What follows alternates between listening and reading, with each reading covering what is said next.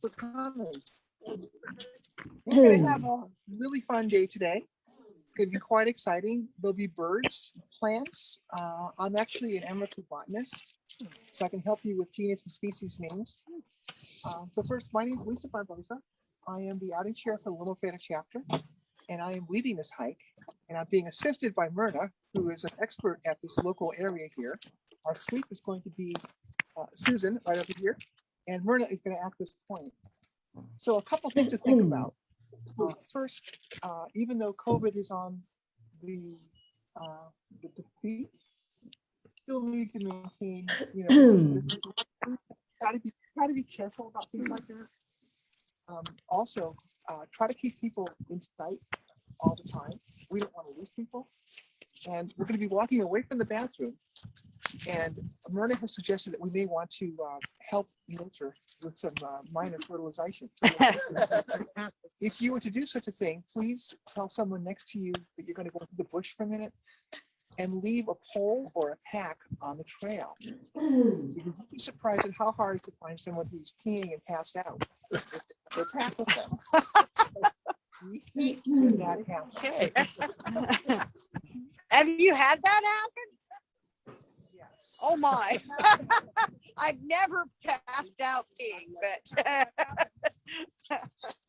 And if you haven't signed this waiver, please make sure you sign the liability waiver. So one thing I'd like to do is, Myrna's going to speak in a minute, but first I want to go around the circle here, and please do not say name, okay?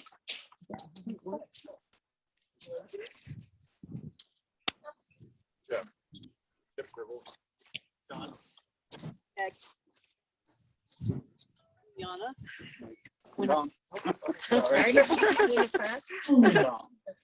Susan.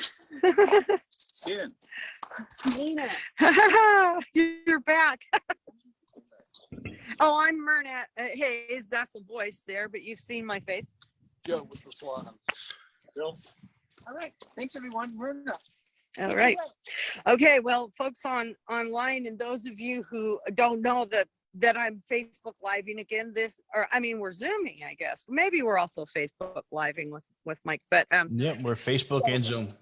oh, cool. All right. So the neat thing is that you'll be able to go later to either this Zoom link, right, Mike, or Facebook Live. Well, the recording will be on the Facebook for the Sierra's For the Facebook Loma page. Prieta chapter, right? Yep, correct. Yeah. Okay. So just so you know, in case you want to share this outing with family, friends. So welcome to the Mare Island Shoreline Heritage Preserve. And normally we just call it the Mare Island Preserve, but it's important to me that because I served on a mayor's task force for 4 years, and we probably spent 4 meetings coming up with a name for this property. We felt that the Mare Island Historic Park Foundation that manages the chapel and a Navy museum, that it was going to be too confusing to make yet another Mare Island named organization or property. And so instead of saying the Mare Island Naval Ammunition Depot Park, which is what this might be called, because we are on the Navy's oldest ammunition depot in the Pacific, founded in 1857 by Commander David Farragut before he made first admiral in the U.S. Navy in the Battle of Mobile Bay in the Civil War. Who else made admiral in the same battle on the same day? The second admiral of the U.S. Navy. Farragut was the first. No, it is, now I'm going to forget his name. I'll think of it. He was a captain from Boston, and I got to meet his great granddaughter, Ann Sawyer. Okay, well, anyway, there you go. It'll come back. I have a brain injury and PTSD, you guys, so give me some slack. Plus, I'm almost 66, so that's a factor too. All righty, so Nitro. Oh yeah, we forgot to introduce Nitro. Yet the ammunition depot theme. The doggy before him was Pyro, and the doggy before her was Ammo. So the last maybe about 15 years, my dogs have been related to an ammunition depot. Okay, so let me give you a couple more things, and then we're just gonna get off on the journey. As those of you who watched the presentation on, so the David Farragut connection is that he founded as a commander in the Navy, the Mare Island Naval Shipyard, and then 3 years later, this ammunition manufacturing, storage, and transport facility in 1857. So this is all before the Civil War, just for context in California, because in the East, 1854, 1857 means absolutely nothing. By then the military, several generations of further, but this was all new for the Navy on if my thumb, we're not going in the wrong place too much here.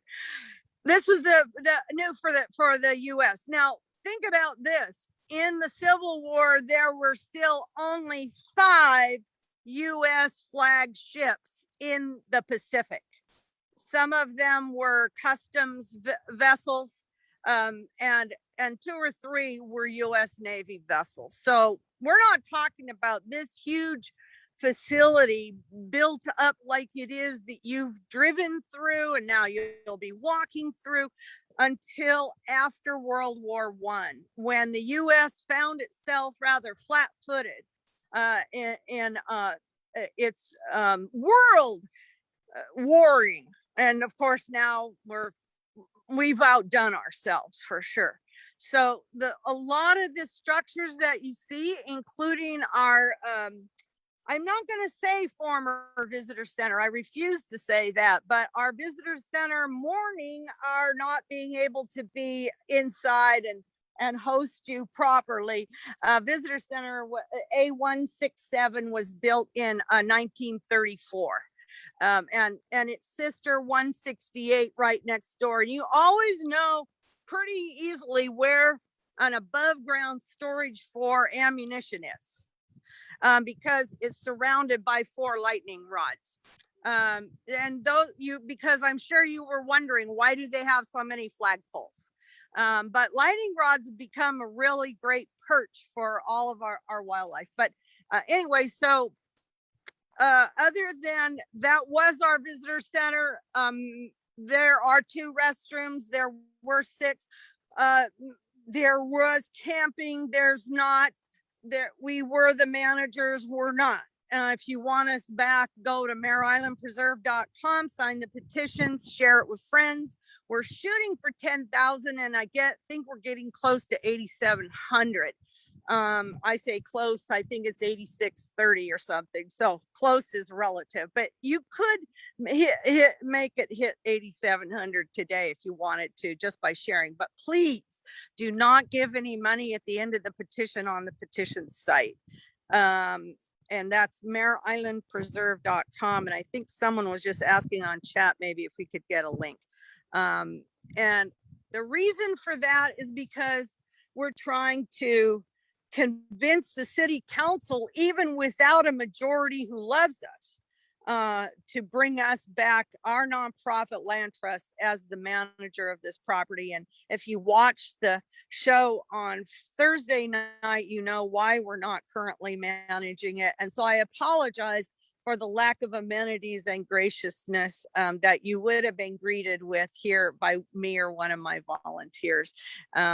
So what we're going to do today is we're going to pass through those. You could complain about not having ADA access to the preserve, just with that new big gate there and no proper wheelchair access. But that is the trailhead or the entrance to the preserve. And we're going to be going up.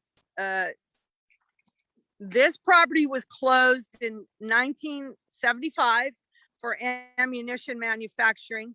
and then it was closed by the Navy in March of '96, and then for as a BRAC closure. And then we reopened this property for the first time to the public in 150 years, actually in February of 2007, but regular use in April of 2008.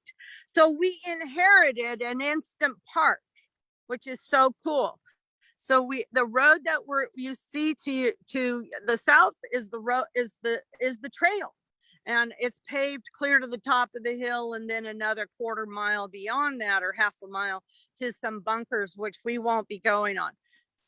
I'm going to guide along the way until we get about a half a mile up the road. And then I'm going to ask Joe Feller, our group, Solano group chair, to talk with you about the Sperry Mill and an effort that the Solano group spent and the Redwood chapter spent 3.5 years defeating a cement plant proposed at that site. And then we'll get to the top of the hill. It'll be just a mile, and we'll talk there or part way up the hill about the specific plan that update that's taking place. And we'll have a great view of the rest of the island at that point. So there are a few benches along the way, not as many as we used to have. Everything's like, going to be compared to that. But it's a beautiful day, not too hot, not windy at all, which is a little unusual. It doesn't feel like there's mosquitoes today, so it's all going to be good. And let's get going, unless people had questions. I see a couple of hands up. Oh yes, who's that? Porter, who's that? That's no. It's the second admiral of the U.S. Navy. Did Farragut have anything to do with the Monitor and the Merrimack? Yeah. I think he was. I don't think he was on either one of those vessels when the one where he was lashed to. He had his men lash him to the mast so he could see above the smoke of the battle in Mobile Bay. Yeah, I see. Yeah. And can you just privately tell them what the game is from your perspective, Lisa? Yeah. Okay. Anyway, he's the guy who said, "Damn the torpedoes, full speed ahead." That's his line, because he was lashed to the mast so he could see the battle going on. Yes, sir. There are bottles of water here and snack bars. Help yourself. Nice, Chip. Thank you. Thank you. I might also note that if you don't already know this, Chip he's now retired, worked for the California EPA's Department of Toxic Substances with an S, 2 S's, control, out of the Berkeley office. What's that mean? He was a regulator, the lead regulator, the project manager for the environmental cleanup of Mare Island for 16 years. The person here with the second longest running as a volunteer really on Mare Island. He might have been paid a penny or two, but he put in a lot more time with us as volunteers and volunteering his time to help us understand the environmental cleanup process. Similar to the specific plan process, they have regulations that go with them, state regulations, and he's just continued to be a tremendous friend and partner, and excited to see him now that he's retired, getting a chance to use some of what he knows in working with all of us as in the environmental cleanup side, to now come around and start helping other groups, even in Richmond, who are faced with development proposals on environment sites that have been remediated or need to be. And anyway, he's a great friend, and thank you for the food and drink. And feel free to pop up and ask him questions. I might be referring to his expertise along the way too. Okay, well, we didn't come here to stand in a parking lot. So let us proceed. I am going to get something to drink along the way. And oh wow, there's every kind of tree in the world? Steve, you had a question. Did I ever let you ask it? Hold the leash while you put that. Yeah, in my somewhere. pocket. Yeah, yeah. Oh, yeah. Yeah. That's all about it. That's all it was. They actually used to build their munitions here. Thank you. Yeah, there's a question about, well, what was with the ammunition? Where did they build it, make it, store it? These buildings that you see across the road, the one with all the vents on it, what, 1, 2, 3, 4, 6 vents. Those are the covers, actually, to vents. That one you can see was had high explosive material being handled in it. Why can you know that? Because look how has a revetment built around it of earth and concrete. As you're walking up the road, look back at it. It has a concrete wall across the whole riverside or east side of it, and then it's buffered with soil. In the reason that the ammunition depot was such a perfect location where it is here is because these hills were able to provide what's called a revetment. That's a revetment. It's a protection from the blast force from a building should an explosion occur. And so the earth, Mother Nature has provided its own revetment along on the journey up. You'll be able to look down and around and see these single purpose buildings. And that's one of the challenges. The city wants to monetize everything like every agency does. And they came up with a request for qualifications 10 years into our management of the property as a park. And they decided that they were going to have an RFQ respondent come up with what I've been told by the man who is the project manager for Salesforce building would be a $200 million investment to bring all of these derelict looking buildings up to modern building standards. So one of the challenges is, well, what would you do with this property, without doing that? So anyway, I could go on, but they're manufactured, the munitions were manufactured here and in a few other buildings. And then like that one right there starts here and goes clear to the water. And it starts out steam cleaning the shells to reuse them, 5-inch shells. And by the time you get to the water's edge, they're painted, they're crated, and they're ready for loading on, vessels to do nothing but go blow up ships and people. So it's a little bit of a gruesome past. Yep. It does. It's intended to cover all of Mare Island. You can imagine that's probably going to have a lot more detail on the property that the master developer owns, which is the golf course, which we'll see as we go further up the road. It's right up there, and it's no longer by they own it, fee title, and they are not intending to operate it as a golf course. The oldest golf course on a military base west of the Mississippi. But golf courses are kind of out, and maybe many of us are relieved about that. But what they do after you close a golf course is, I don't know why in America it's like golf course houses, golf course condominiums, golf course casinos. They never go golf course state park. So that's what our concern is from the developer perspective. So the specific plan, yeah, it's supposed to be the whole island. Oh, now you can get about right here. You can look at that concrete wall. It has but one door, small door in it, a man door. And that building is protected from a building that got torn down.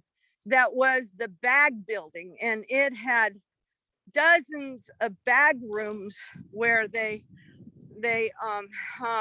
fitted the pin, you know, the explosive pin and stuff like that, and loaded shells. And Mr. Mugen got blown up in September of 1952. And then his ghost seemed to have stayed in that building. My friend worked there. Hello, how are you guys? Good. Just leading a tour. You can go back up the hill with me. No. See ya. Well, like every other military base in the Bay Area, if not the state, the eucalyptus trees came along. These guys were not planted by the Navy because look, they're growing right up in the rail line. So these are all newbies. Maybe those two big trees were. So this is the building where 5-inch shells would have started out here. And the shells were reused. So they steam cleaned them and dried them and started the process of refilling them along in another part of the building. And don't even ask me how this all took place because I don't know too much, but those are all ventilators, making sure that explosive material ended up in the ventilator, unfortunately. But oh, nitro. Oh, yeah, some bird poop to roll in. Yeah. They had stopped manufacturing probably some time before that. Because this facility founded the Port Chicago Naval Magazine in 1942 because it ran out of room during World War II. And then eventually that became the Concord Naval Weapons Station. And then these buildings all got an A in front of their name for annex of Concord Naval Weapons Station. So building numbers usually go by more or less the age. So you can see that this one was one of the earlier buildings. And it's made of brick and it has a tin roof. Later buildings were during the war, they had availability of tin and it could be built fast, you know, the buildings could be built faster. And then they'd already invented transite, which is that silvery roof over there that has asbestos. It's concrete impregnated with asbestos. So it makes a very, again, you're looking for a lightweight roof that can, you know, keep things cool, keep the temperature just right as much as possible. And asbestos in the concrete certainly did that. Made very comfortable visitor center for us. But you also want a roof that's really lightweight so that if an explosion takes place, it blows up and not out. Did they ever have one? Yeah, we did have a few. Yeah, I can tell you about a couple of them. You know where that little square building was just over on the other side of the fence? That had an explosion in July of 1917, July 9. And that killed the Mackenzie family in their home and 2 other of their workers.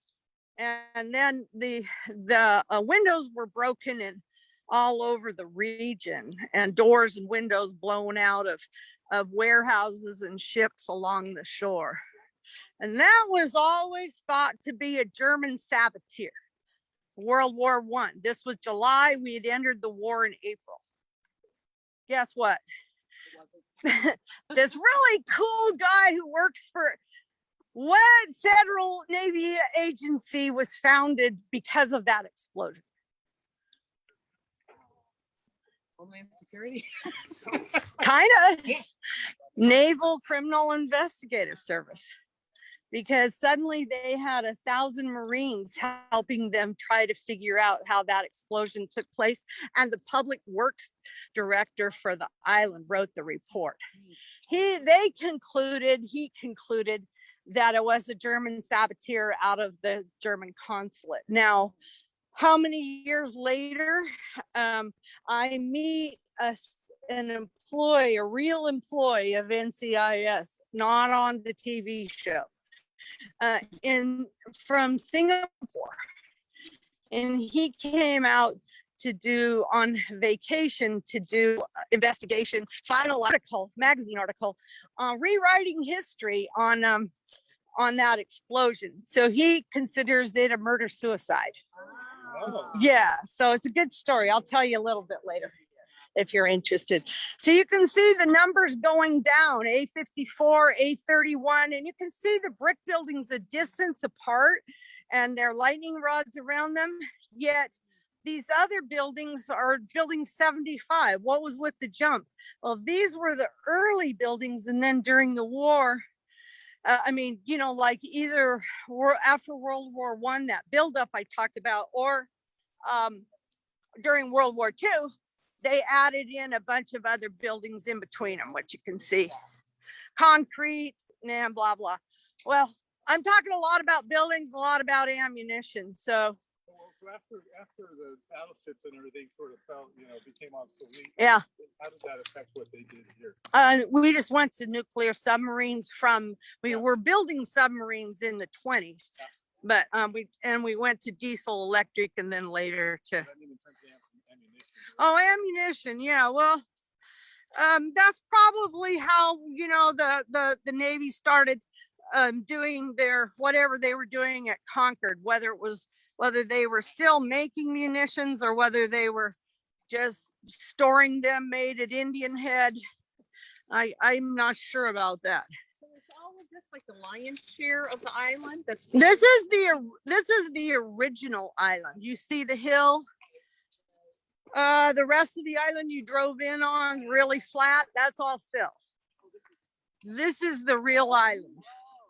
About 1,000 acres, all the way down to where the chapel and the houses are. The mansions, those are still on bedrock. But then everything else was marshland, clear to Highway 37. Yeah. So what percentage roughly is fill? For 3/4. Yeah. It went from about 1,000 acres with a lot of marsh around it to 5,600, 3,800 of which are tidal and non-tidal wetlands. And then 2,200 of that is open bay and mudflats. Yeah. Got all that? No test to ask your question. Is this all historically preserved, or could it just be? So a couple of ways that this land's going to be protected a little bit is not these buildings and all the land you're on have two types of protection. One is they're all listed in the city historic district. And then we're coming up to a National Register district. And that is this naval cemetery you see enclosed in a picket fence. And the oldest buildings of the ammunition depot that are down this road and down near the river that are all brick, and they say A1. Remember, this one's like A32. The A1 through 15 are also on the National Register, and the houses that we're going to drive by or walk by. There are about 7 residences in the Naval Ammunition Workers' homes. Those are listed on the National Register. Now, the Naval Cemetery, which is the sore subject for me that we're coming up on, even though it was listed on the register, it had massive so-called improvements this last year. And there was actually no, in 20 to 21, and there was actually no review at all. Very bizarre, very strange, really horrible experience for us who do. It was the Navy's oldest cemetery in the Pacific. 1856 was the first burial. So it just really upset us.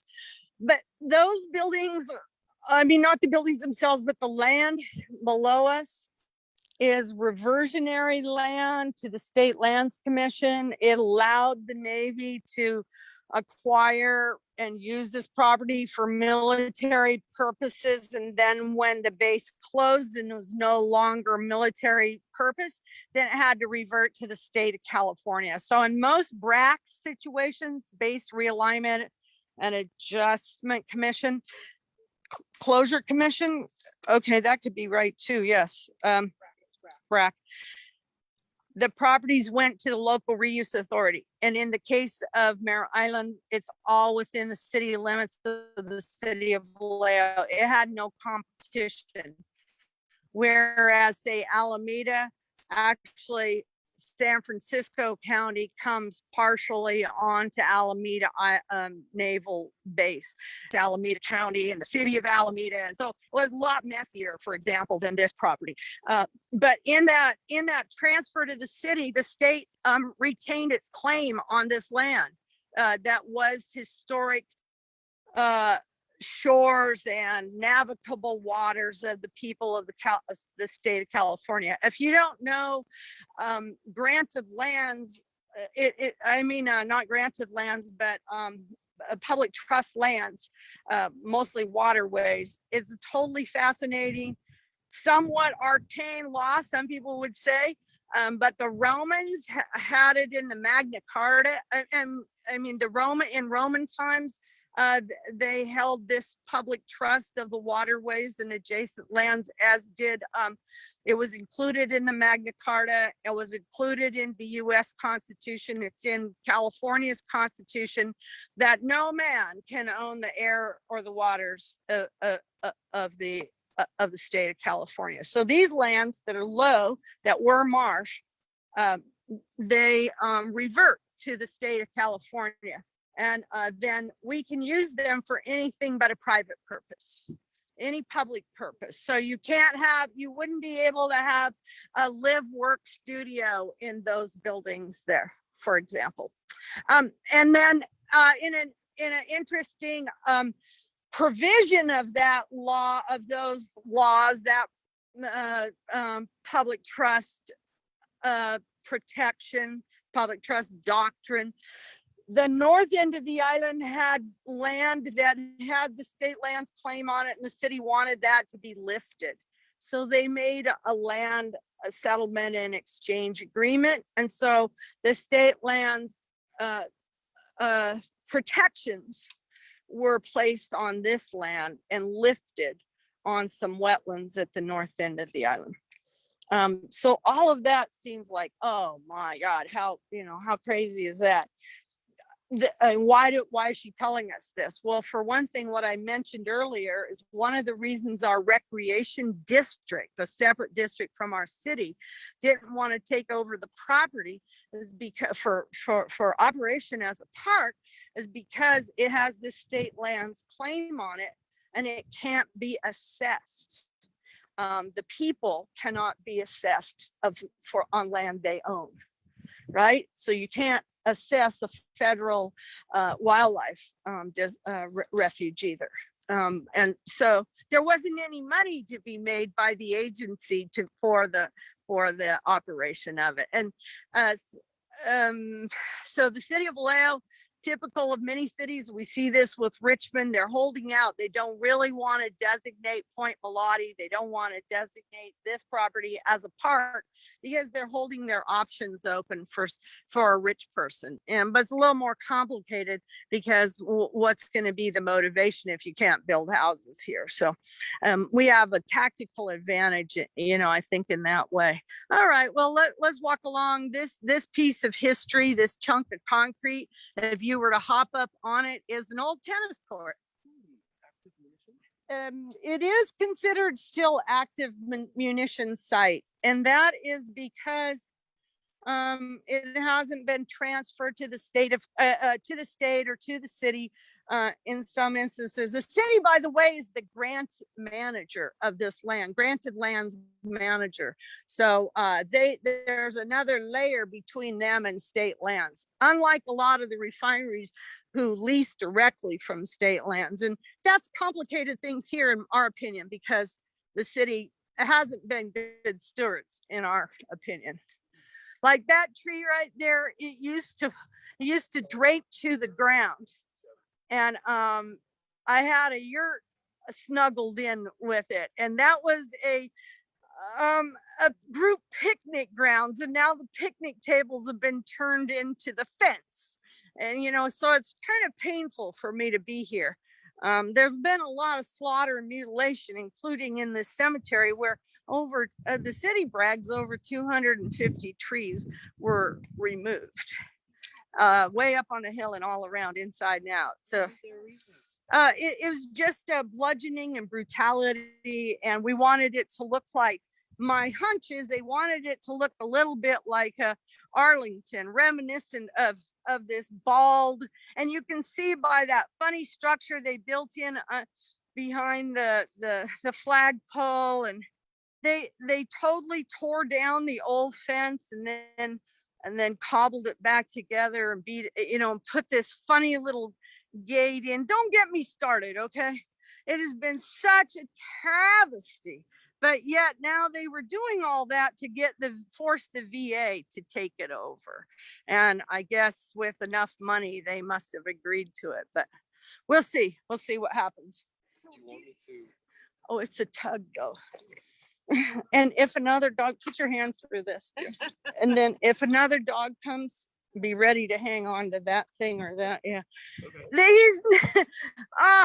He hates going on a walk on a leash anywhere, but especially in his own country here. He came here this week would be 8 years ago when he was 4 months old. So it's our home. And I don't know about you, but I would I didn't have any garbage cans in the whole park as a pack it in, pack it out park, but I would never put a garbage can in front of a National Register historic naval cemetery. But so what I'm going to do, and I would never write on the fence either, but I would welcome you to go on up and take your own little tour, ask me questions. But it's turned out that I start crying and having a panic attack when I go in there. And even my paranormal friends tell me that the residents of this cemetery call my name. So it's very emotional and very disturbing for me, but not for you. Please go in. These are old names. Yes, they are. What do you get about Madagascar from the war of 1898? No, maybe only 6. Yeah, very few of the people buried here saw any war. And like I say, maybe 6 from the Spanish-American War, and 3 Medal of Honor recipients. The reason that I say no to your question is because this is a station cemetery. It's not a national cemetery, and so it has women and children and non-commissioned personnel, because after the Civil War, when Frederick Law Olmsted was senior, was President Abraham Lincoln's consultant, he said on making national cemeteries, he said that these graves should be simple, all the same, no designation of whether they were an officer. They all died equally in service to their country. And so all the wooden graves were pre-Civil War were replaced with these standard issue grave markers. And then after Civil War, all of the markers were like that. So you can see in the right hand section, that was from deaths from the Spanish flu, which closed the cemetery to new enlisted burials in 1921. A few officers were buried after that. And so where you can learn more information about each individual grave recipient, the grave, the person buried there, is there's a mailbox you see up here, and you see right next to it a map, a plot map, and you're going to be able to look alphabetically in the book that's in the mailbox, and you're going to be able to look for your own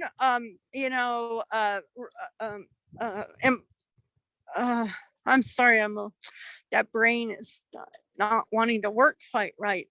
Your family member buried here, but you probably won't find your family members buried here. There's about a little under 1,000 people buried. There's even what we have been told is a mascot to a ship who was a bear named Mike.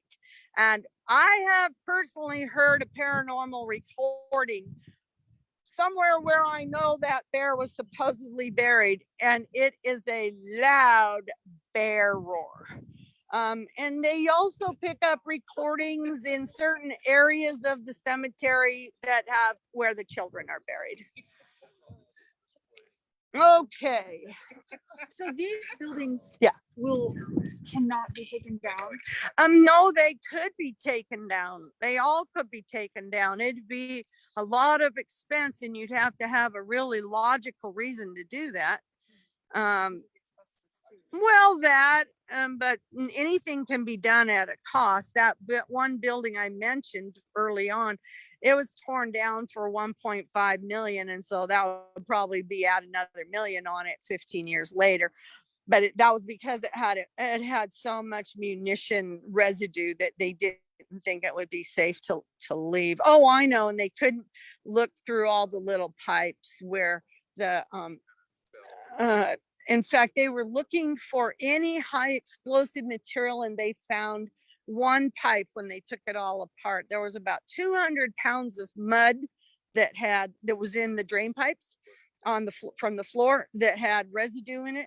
But then they found about 29 pounds of RDX, high explosive material, in those pipes, and they were in concrete.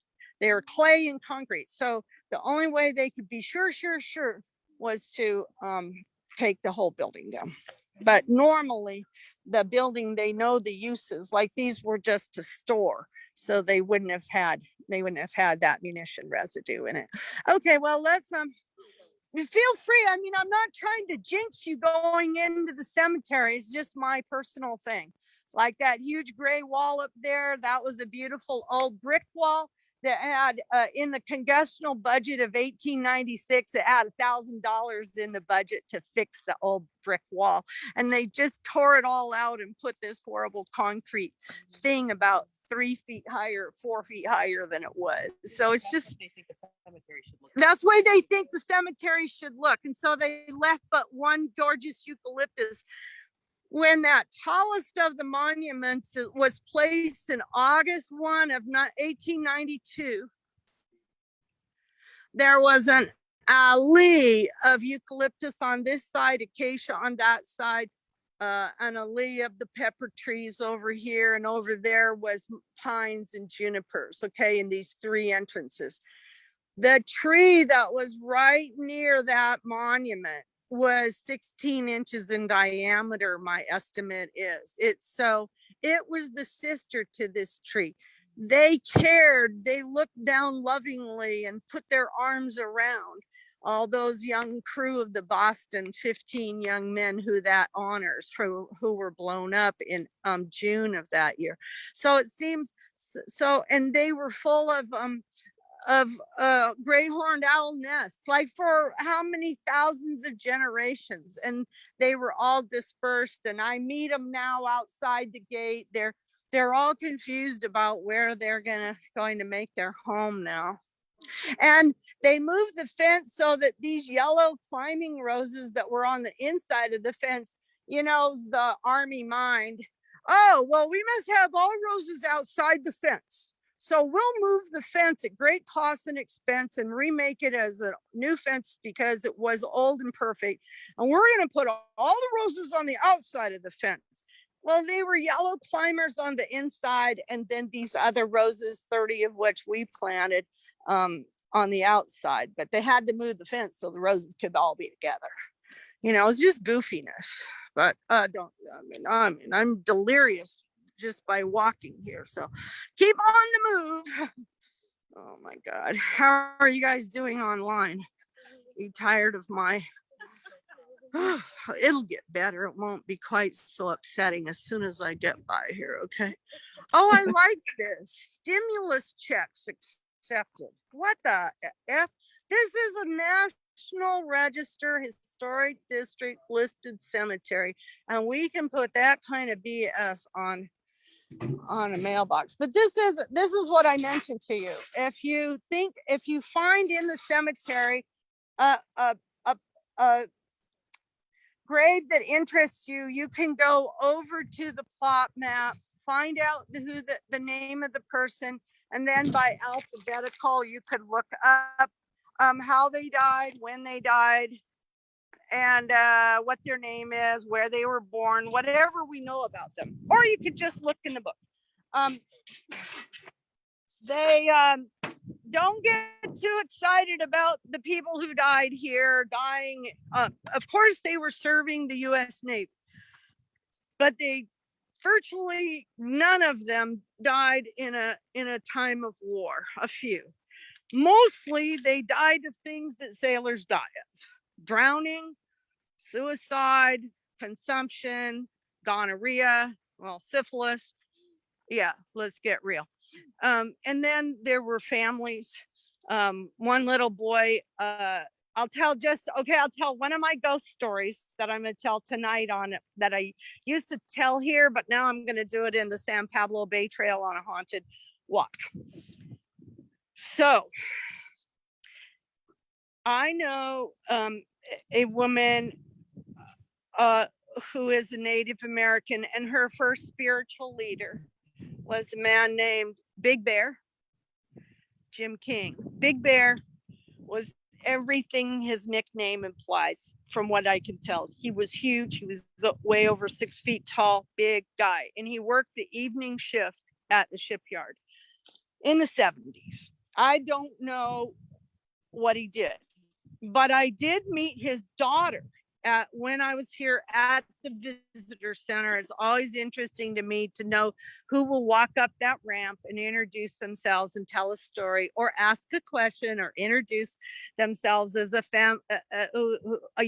I was married, or my grandmother was married in the cemetery. I mean, in the cemetery, all right.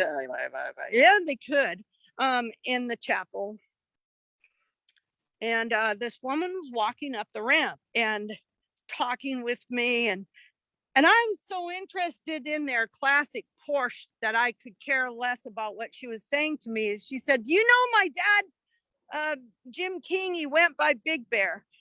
No, I didn't work at the shipyard. I'm a volunteer here. So, well, let me tell you this really cool story our family has, that he's told many times. We actually videotaped him once telling it. And that was one day the military police, remember, this was a separate command from the shipyard. So you had to have special badges to get into certain places in the shipyard, but this one would have been an extra badge. So the military police came to him in the evening, and they said, "Mr. King, we know that you have some experience with speaking with spirits, and we need your help." And so they got him in the car, and they drove up here to the cemetery. And there was a woman. She was dressed in Victorian garb, a long black dress, the high collar, boots, button-up boots. And she was outside the cemetery just weeping hysterically, unconsolably. And this was who the military police had met. And they something didn't work for them. They weren't quite sure who she was, but the bottom line was she wasn't going to leave. So they went down and got him and brought him here. And he came to her and he said, how can I help you? You are in terrible distress. You're in great pain. How can I be of help? And she said, my baby, I'm so worried. I don't know what has become of my baby. He's buried here. And he said, let me see if I can help you. And he was quiet for a moment. And he said, your baby is fine. He's happy. He's okay. and you're free to go. And she was gone. You can either believe that story or you can suspend disbelief. That's what my elder friend tells me when I say I don't believe that. So I'm going to tell you just a tiny bit about that mom, and then we're going to keep on walking. My friend Peggy O'Drain, that's a real name. She was on the Richmond Recreation Committee for, I don't know, 18 years or something like that. She's a really cool woman. Is obsessed with the cemetery. She's now in her late 80s and not so well, but she wrote a book about the cemetery. It's not a enchanting book, it's just a record book, and she put this book together or helped with it.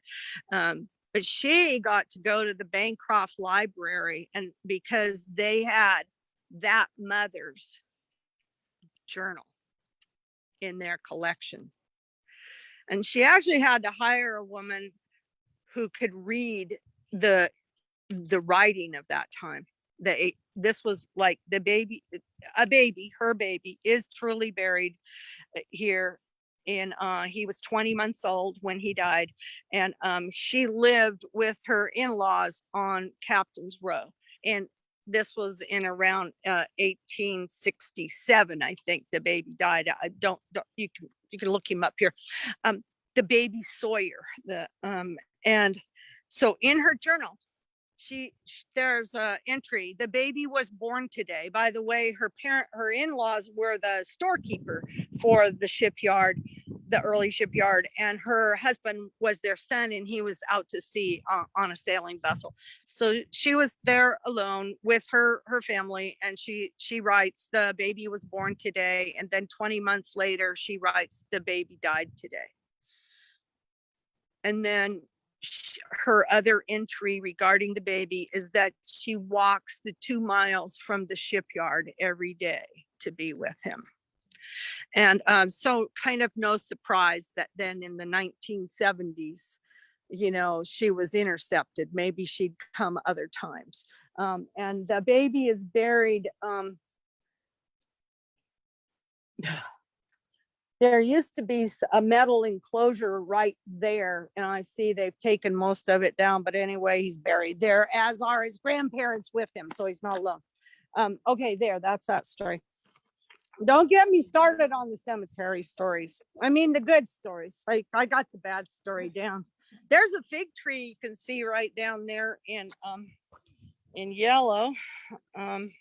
Right next to the building, its leaves are turning yellow, and these are pepper. I'll tell you one story about the other Myrna of Mare Island. She grew up here. She was born in 1928, and she was a rascal, I think, because at least she convinced me that she was one just in the time I knew her. I met her when she was 85, but she tells of a story of climbing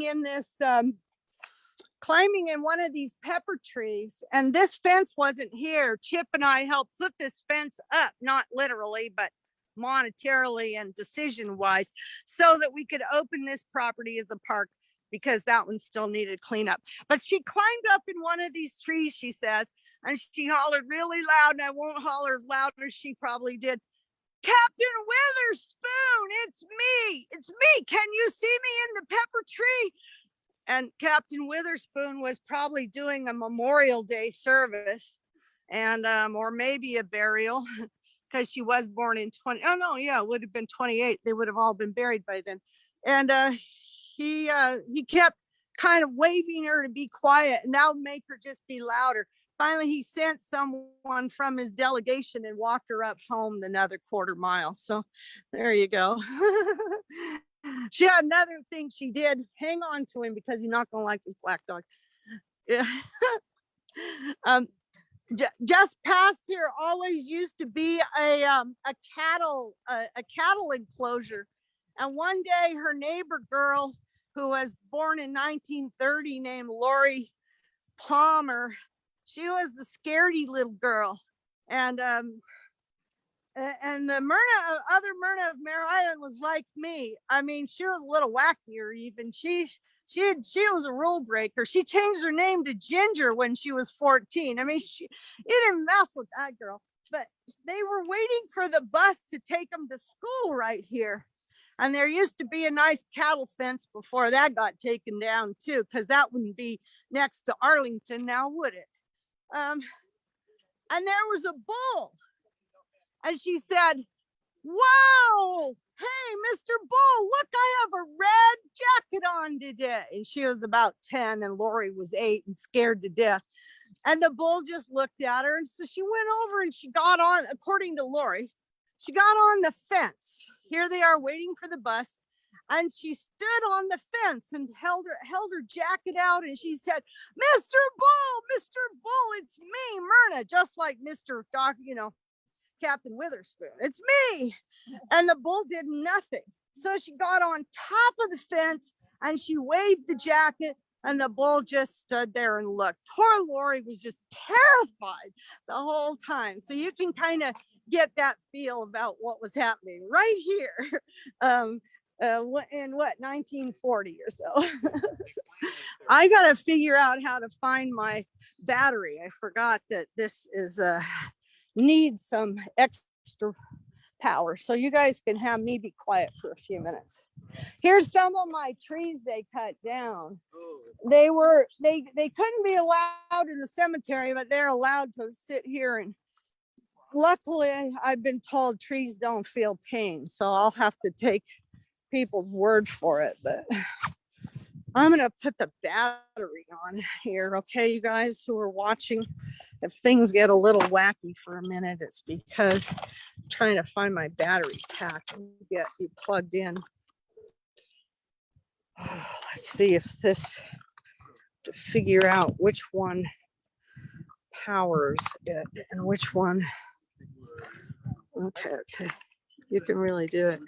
You think he's gonna sit? Dog.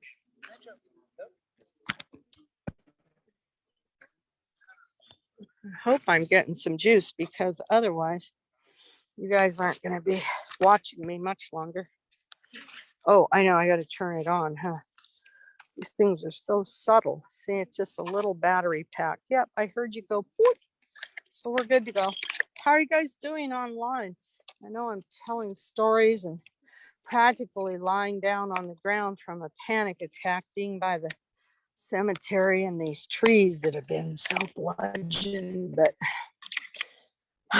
they say that life goes on, but I am not exactly convinced. You can see why it's hard to come to this park, even with all my good friends. Just almost more than I can take. Okay, now let's see if we can arrange ourselves. We haven't lost you. So can I tell you just one more thing about this? Is anybody having a problem hearing me? You probably wish I would shut up, but it's not okay. No rattlesnakes, no poison oak today. They were bragging at their memorial service in with their new improved cemetery, the Little Man Mayor we used to have, and a Navy big shot they imported for this new gala Memorial Day service. They were bragging that they had, and jostling each other, that they had killed all the rattlesnakes in our park. And these are rattlesnakes that were different from 1,000 other rattlesnakes. When I took the photos to the PhD rattlesnake, conservation hero at Lindsay Museum, her presentation, one of 1,000 varieties of snakes, rattlesnakes in California, and she'd never seen that one. But well, let's kill it. Here's I hope I didn't lose you guys. Somebody was calling. You see this palm tree? Remember when I gave the presentation, I showed you the palm with the osprey nest on it? There it is. And it was living and had some fronds, but was dying because the terminus bud had been eaten out of it. And now that's what, maybe 10 years, 11 years. And osprey nests on man-made structures 70% of the time around the world.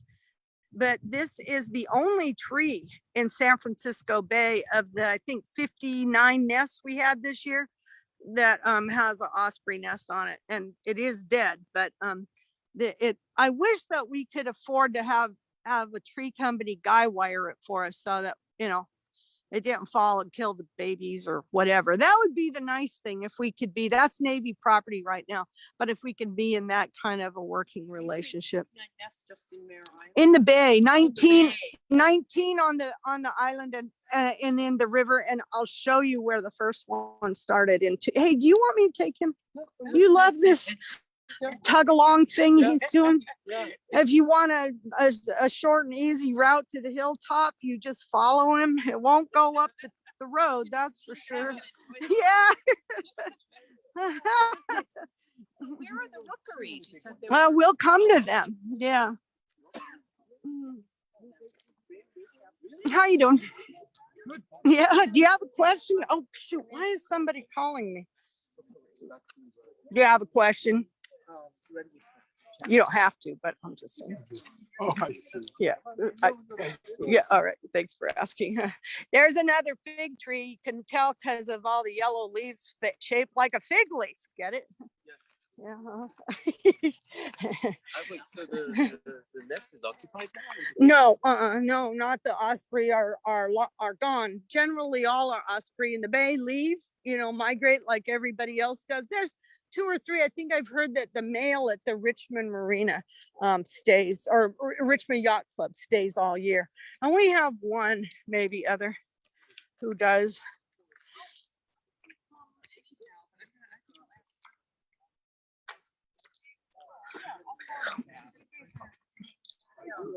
Yeah. Oh, well, first of all, some people say I have a photographic memory, but once you tell the story or you know the person, then it's like just telling a story about your mom, you know, or a tale you remember, or something you did when you were 13. Yeah. November 8th be the 3rd anniversary of the destruction of my family town, Paradise, the campfire. I moved here in 86. Yeah. So my dad was in the Korean War and the Air Force. So we don't have any Navy ties except for my uncle, who was apparently a Navy SEAL. But I've read that up to 70% of people who say they were Navy SEAL, they really weren't. Maybe they got the training and didn't pass the final test, or yeah, and permanent. You can't take it away, right? Yeah. My commission is never to be spoken. Yes, yeah. Statute of limitations is retired in 90 years. Nitro, why the pulling? Is it because you're not by me? So I'll just stop for a moment, and you guys can go on if you want, or you can listen up.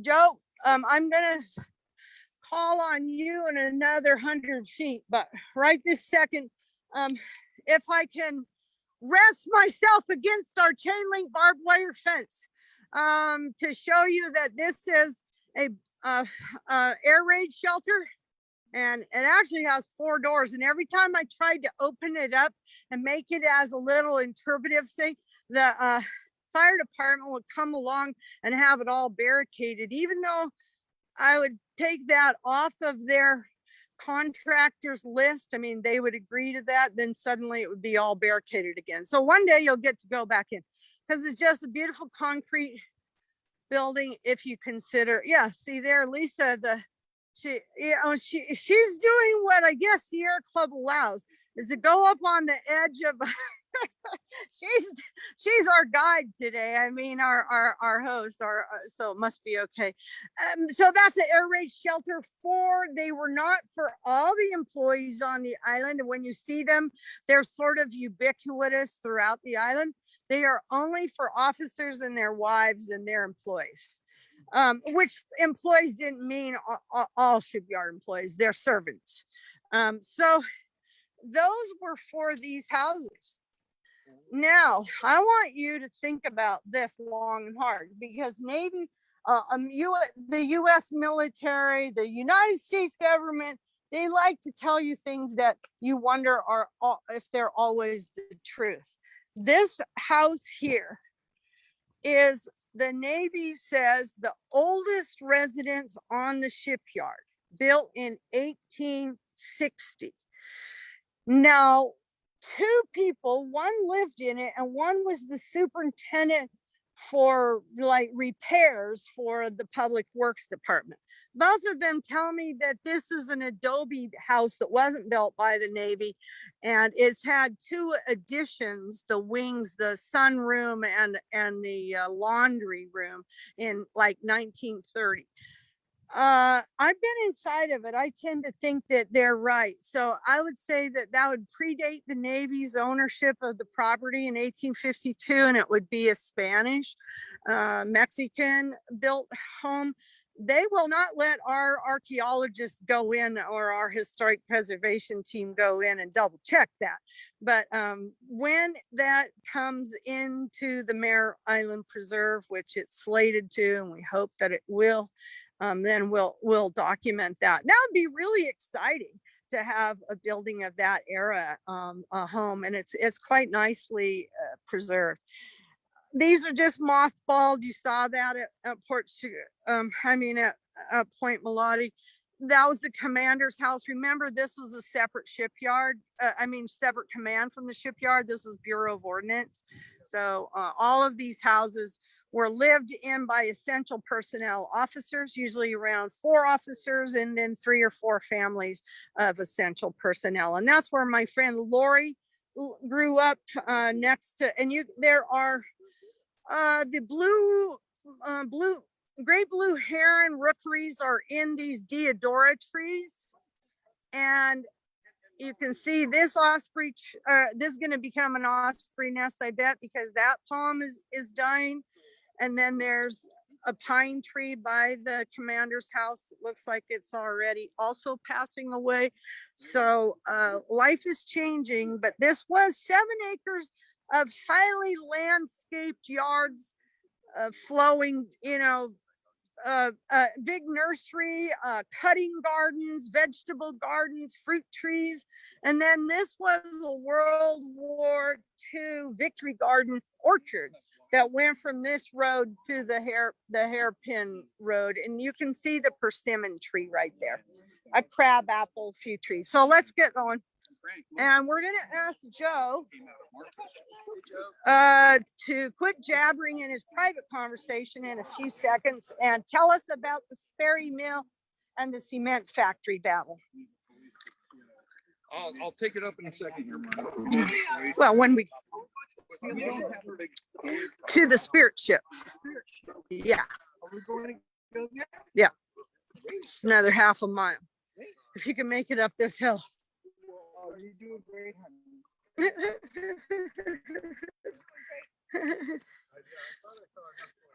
Lisa, this outing really is taking place because of you. You know this. Because you agreed to volunteer. Well, no, but you agreed to volunteer as a Sierra Club outings leader and host.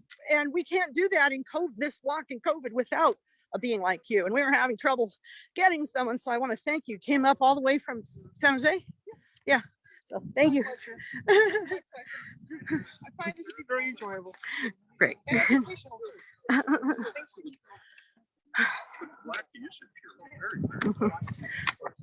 So I'm going to speak briefly first while these guys get caught up with us.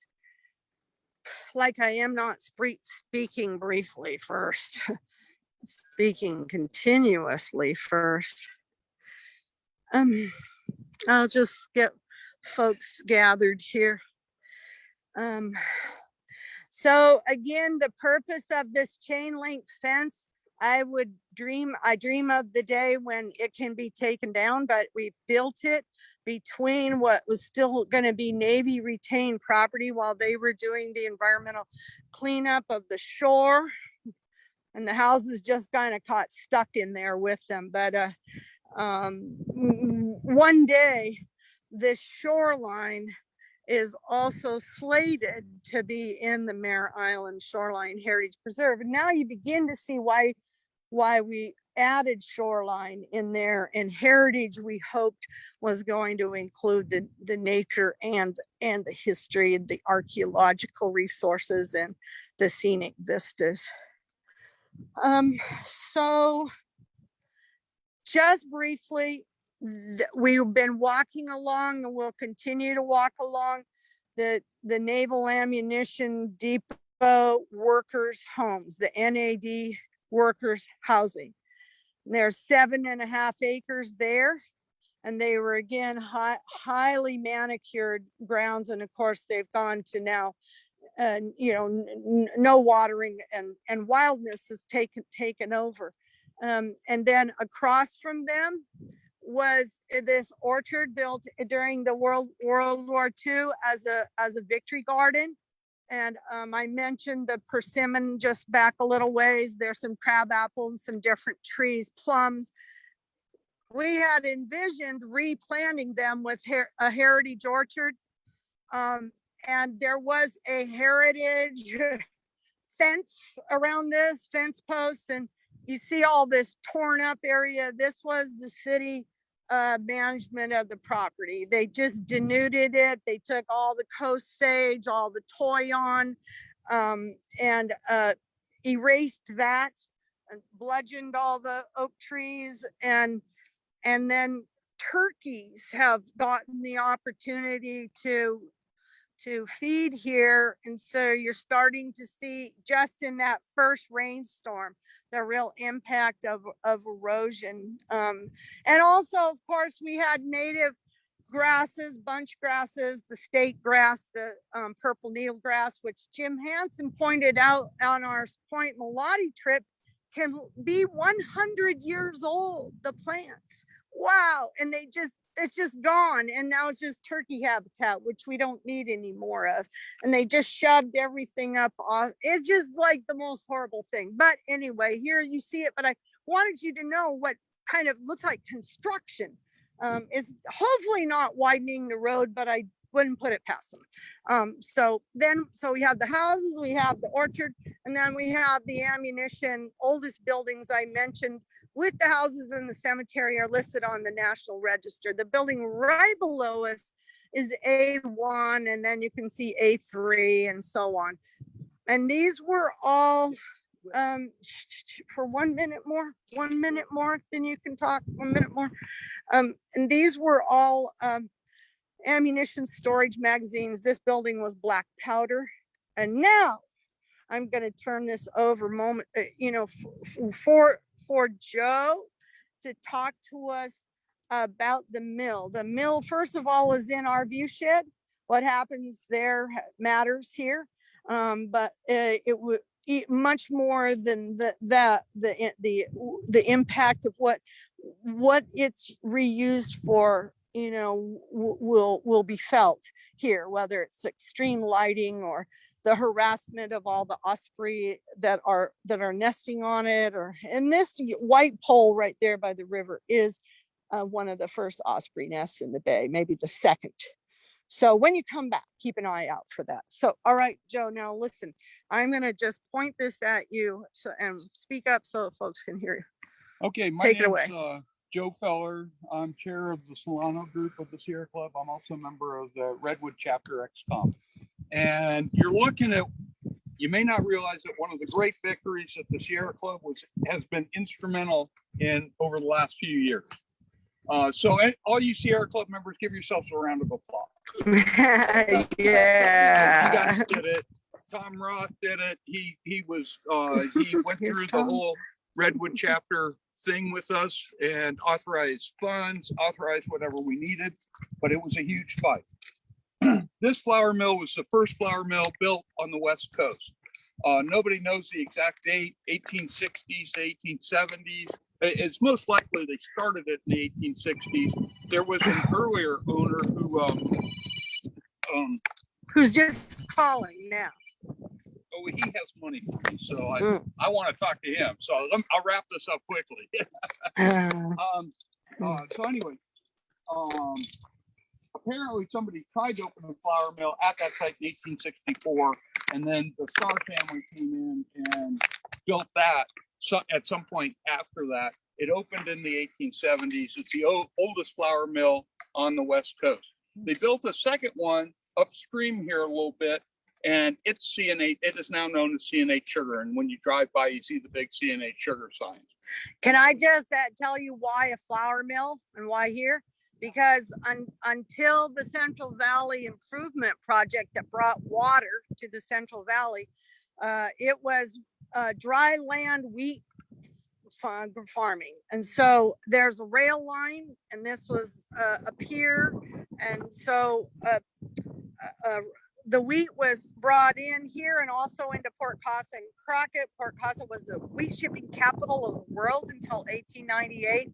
And it had California's gold medal wheat in the Paris exhibition of 1896, I think. So that's why we have a mill, because it's where ships could then come in and take products out around the world.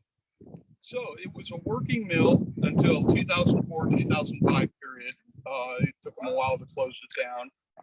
There were active rail tracks until it closed that would go up to Napa Junction and be able to allow them to ship finished projects via rail. Cheerios.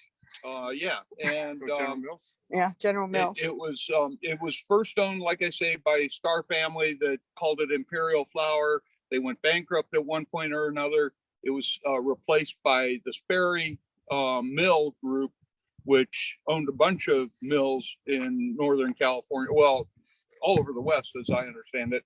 And then after that, it was merged into General Mills with the entire Sperry Mill thing. So it closed down. It's sat there with no interest. And sometime around 2012, a group called VMP entered into a purchase/lease agreement with the city of Vallejo to put a deep water port there. Now, the way they can do that is if you look down here along their waterfront, that's an old pier that they used to ship the flour that Myrna referred to. And it's fallen into disrepair. But with BCDC rules, you can rehab piers. You can't build new ones. If you went out to fresh land and like even right over there where there's nothing there and you tried to put a big pier out of there, you'd have a real problem with the regulatory agencies. But there's something in their regulations that allow them to rehab piers that have fallen into disrepair. So we had a heck of a fight. The labor unions wanted it. They signed what's called a PLA. A PLA is a project labor agreement, which means that they'll use union help in the reconstruction of it. And they also met up with another outfit called Orsum, and they wanted to put quote unquote green cement there. And then interestingly, which because it's kind of illegal, they both filed one EIR and covering both those projects.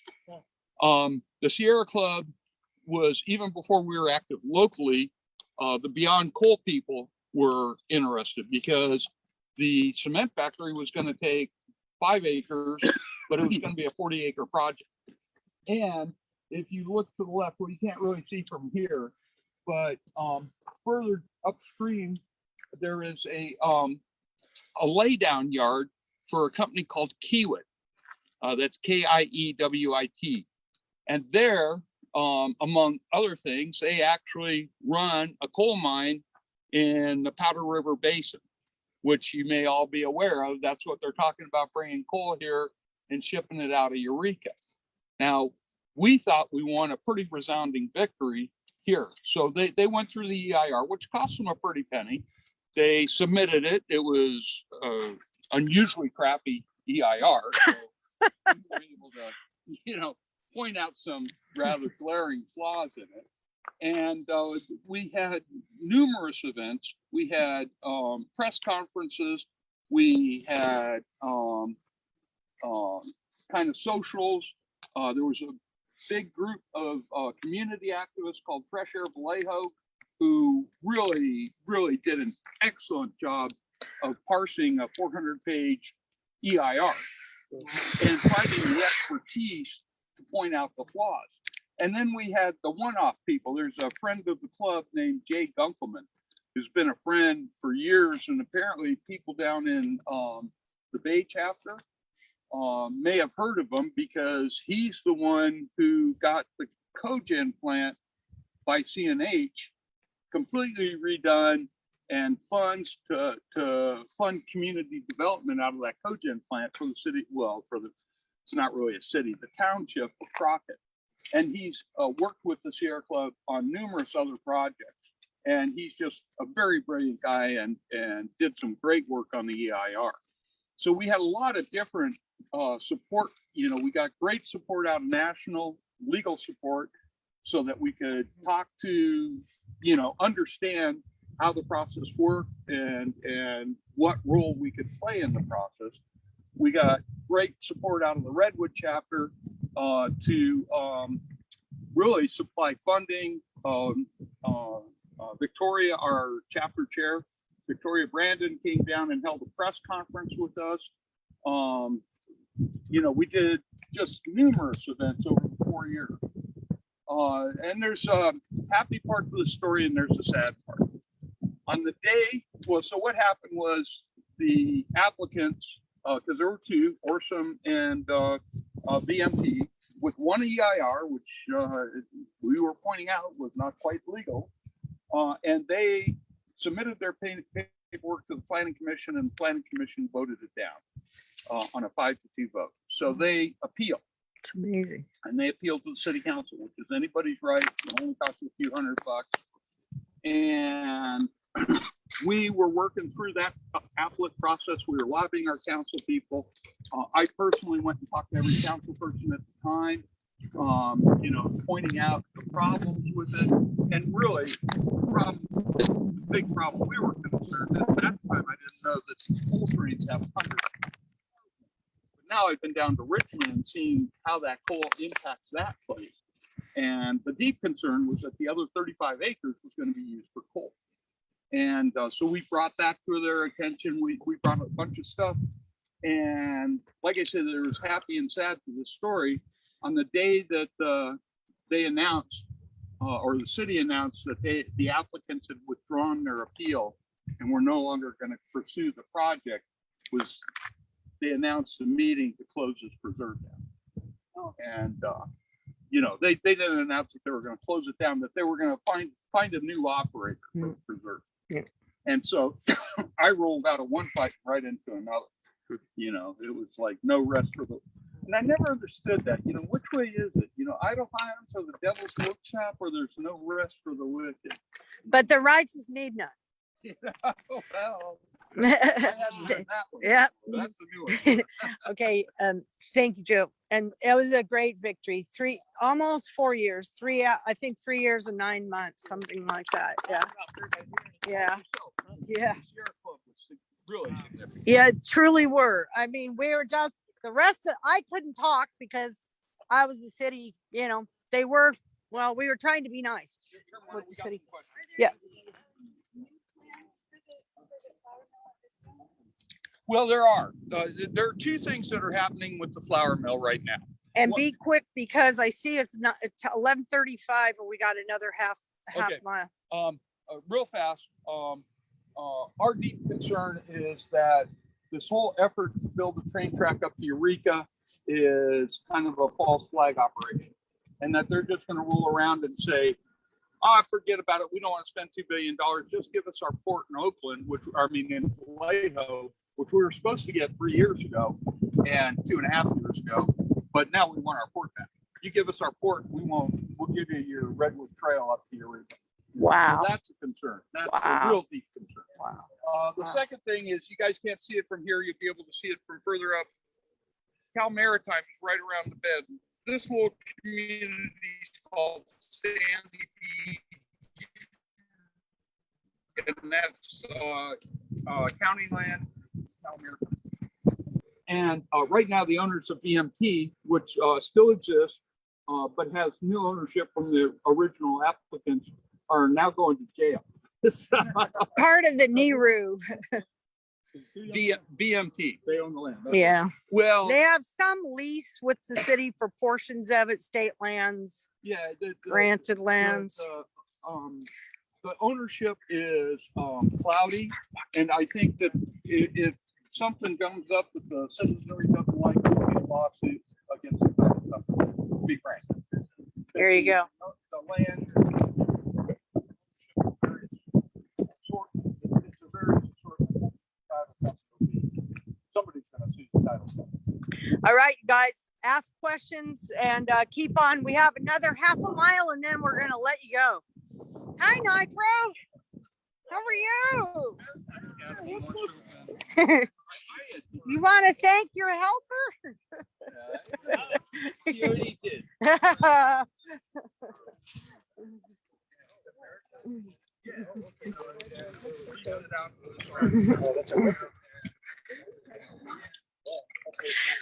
Who was watching the other night when I couldn't think of the name of the bird that lives here, that came here with the red eye? A porwheel. Porwheel. Is it a water bird? No, it's a woodland bird.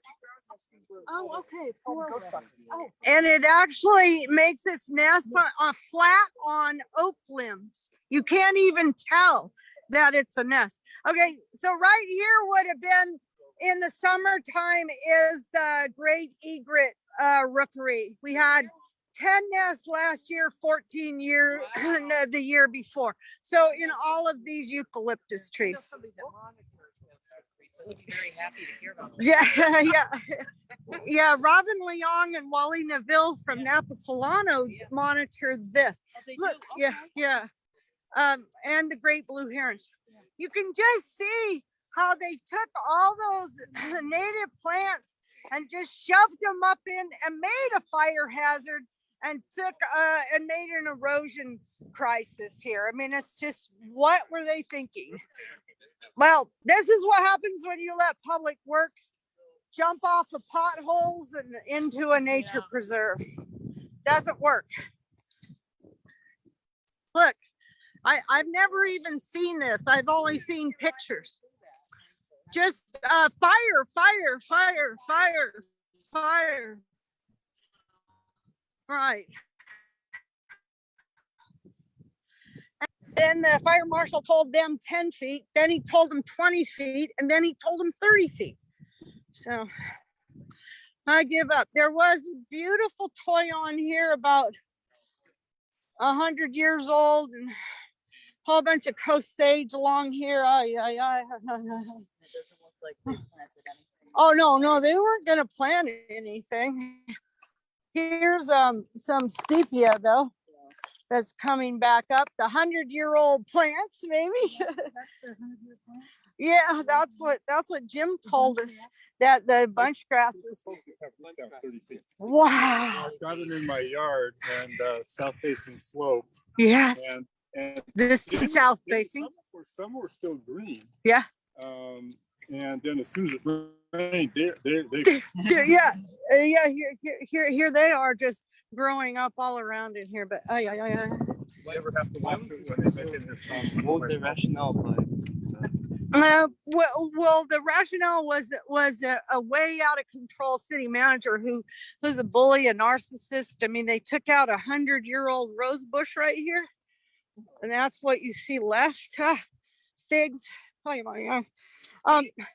Yeah, fig trees there. They're all around. That was the whole orchard right there in that little south-facing canyon too. But so this was the home of one of the ordinance workers who lived in this home. He moved it from here. They kind of did whatever they wanted, got little appropriations from the Navy. But his argument, I'm sure, to the Navy when he moved it in 1934, they moved in 1911, it was right here, was that the Navy was expanding the ammunition depot. Their boss, remember, had just been blown up in 1917 with his children and wife. So they wanted to be further away from the shore where there were all those expanding facilities. And they found this really beautiful little spot right here with perfect soil and a great view of the bay. And this is the old road to the lighthouse that is no more. But if you want to imagine what it looked like, it was exactly like the East Brother Lighthouse. It had the same architect.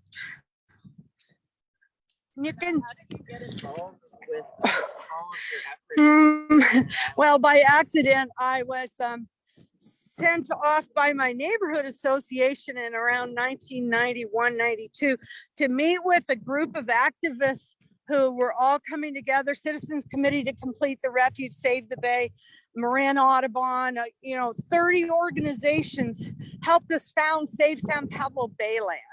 And I became the chair of that 5-county regional wetland protection organization, public benefit. And so my boss at Save the Bay, when I went to work for them a couple years later as the outreach coordinator for a regional board funded project, told me I shouldn't apply for the Restoration Advisory Board for Mare Island, and that would be too much work. And at 5 minutes to 5 on the last day it was due, I called the Navy and said, "You have a fax machine?" And I sent my application. We met in April of 94, and in May I was made the community co-chair, and I still am. So then you get entree to the island, and you get a chance to do things like this project. But the city was falling into bankruptcy in 2008 when we finally did open the property. But I will say that just like the mill, Bechtel and Shell announced in 2002, the minute that we got this land from the Navy, the city got it. They announced that they'd been working secretly for a year with Bechtel and Shell to make that pier right down there. Clear time of the shell mounds. There's no evidence of osprey nesting in the bay. That's the mother right there. That pier or that area was planned as a liquefied natural gas tanker terminal by Bechtel and Shell and a 1,500 megawatt power plant. The Shell guy became my friend, and he actually told me that I said, "You don't have enough laydown area." He said, "We'll blast the whole hill and take the whole thing away." Whoa. Okay, so that took us between 9 months, I say, and a year to send them packing. The mill took a little bit longer because the mill owners weren't as sophisticated as Bechtel and Shell.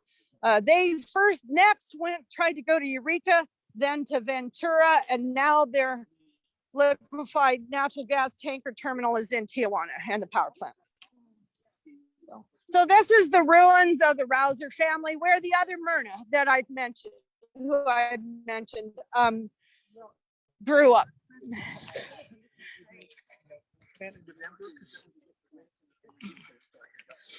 And if you had been here 2 years ago, this would have had seating and night lighting, and there would have been a yurt on this platform right here. And it's about 6 acres that we discovered of a family garden that we pulled French broom out of from about right here on in. It took us 6 years. Yeah, and it had a lot of natives, a lot of cultural landscape. And this is your home. This is ridiculous that you can't go places. And you can see it looks kind of derelict, but it's really part of a cultural landscape, and it's a beautiful place. And it was a lovely experience to open it to the public in a really wonderful way. There's a fish pond. I'll pop over here and show you the fish pond. If you're viewing, you're going to get a close-up view of it. Beautiful rocks everywhere. This was one of 3 fish ponds, terraced, only if you want.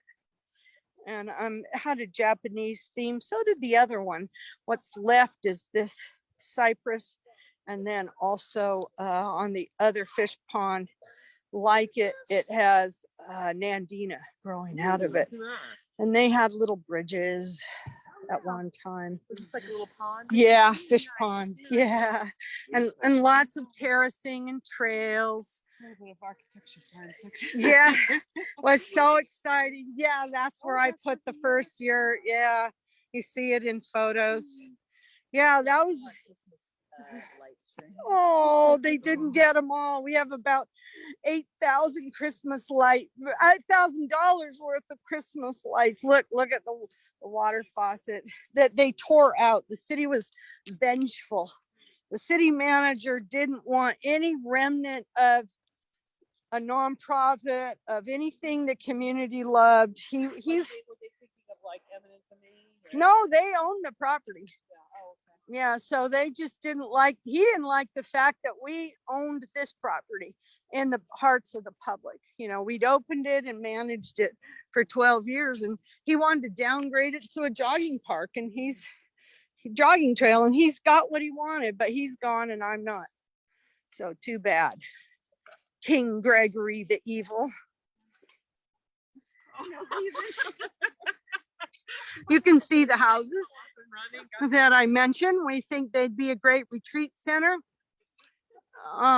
They look down over some of the osprey nests, so what a perfect place to have one of those bird blind type experiences where you could walk out towards the river in an enclosed area where the birds couldn't see and hear you. And oh my, there's so many possibilities, but it's not that there isn't money, because there's gobs of money. My friend makes blow up, I say, yard art that you see in many of our photos.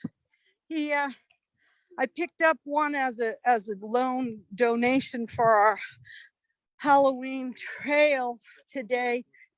The rest of them are at a private ranch for a Halloween party tonight.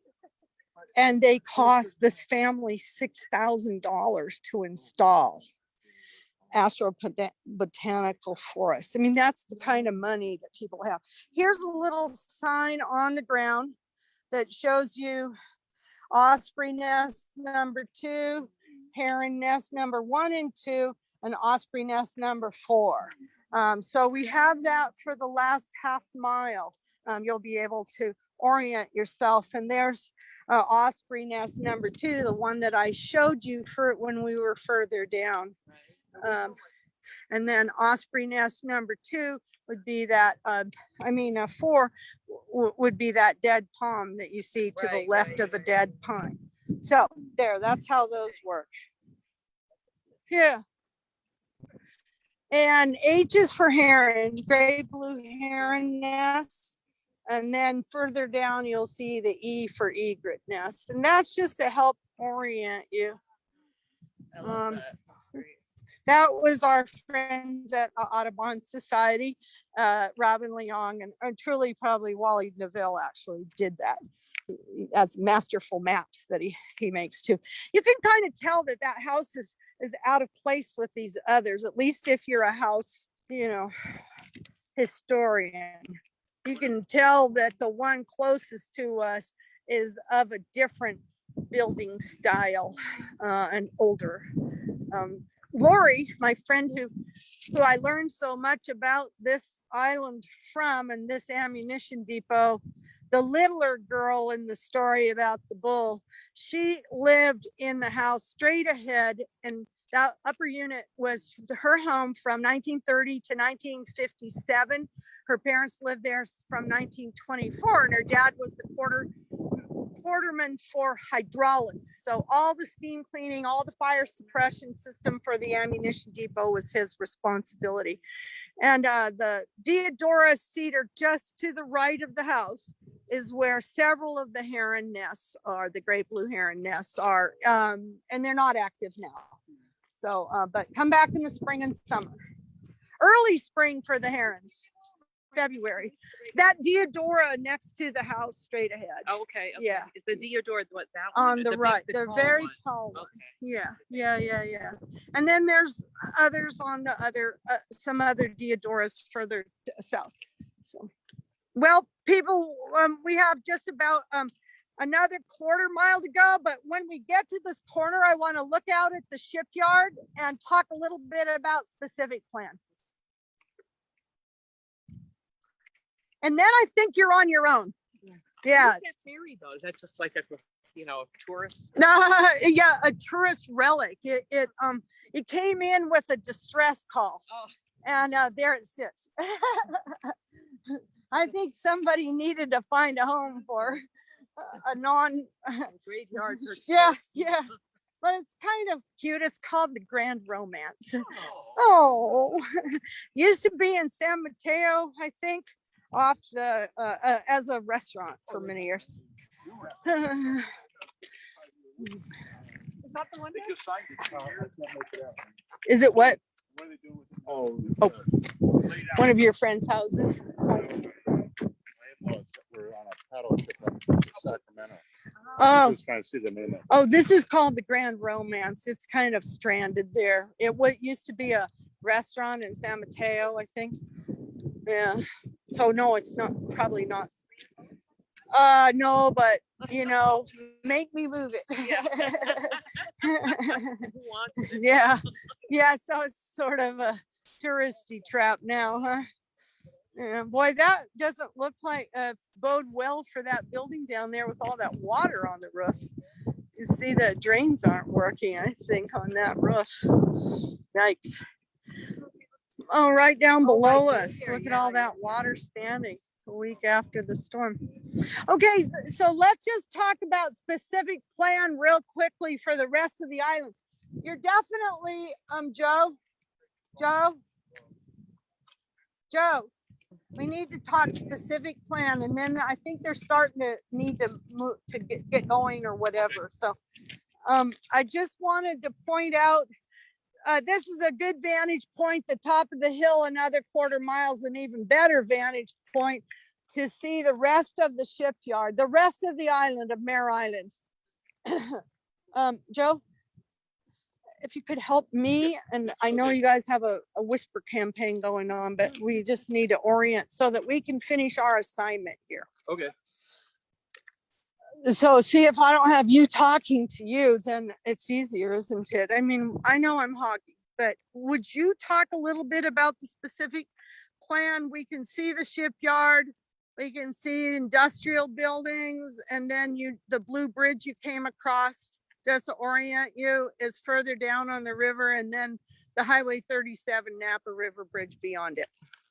Well, the big issue is the Navy cleaned up the property according to what the zoning was of the property and how it was going to be used.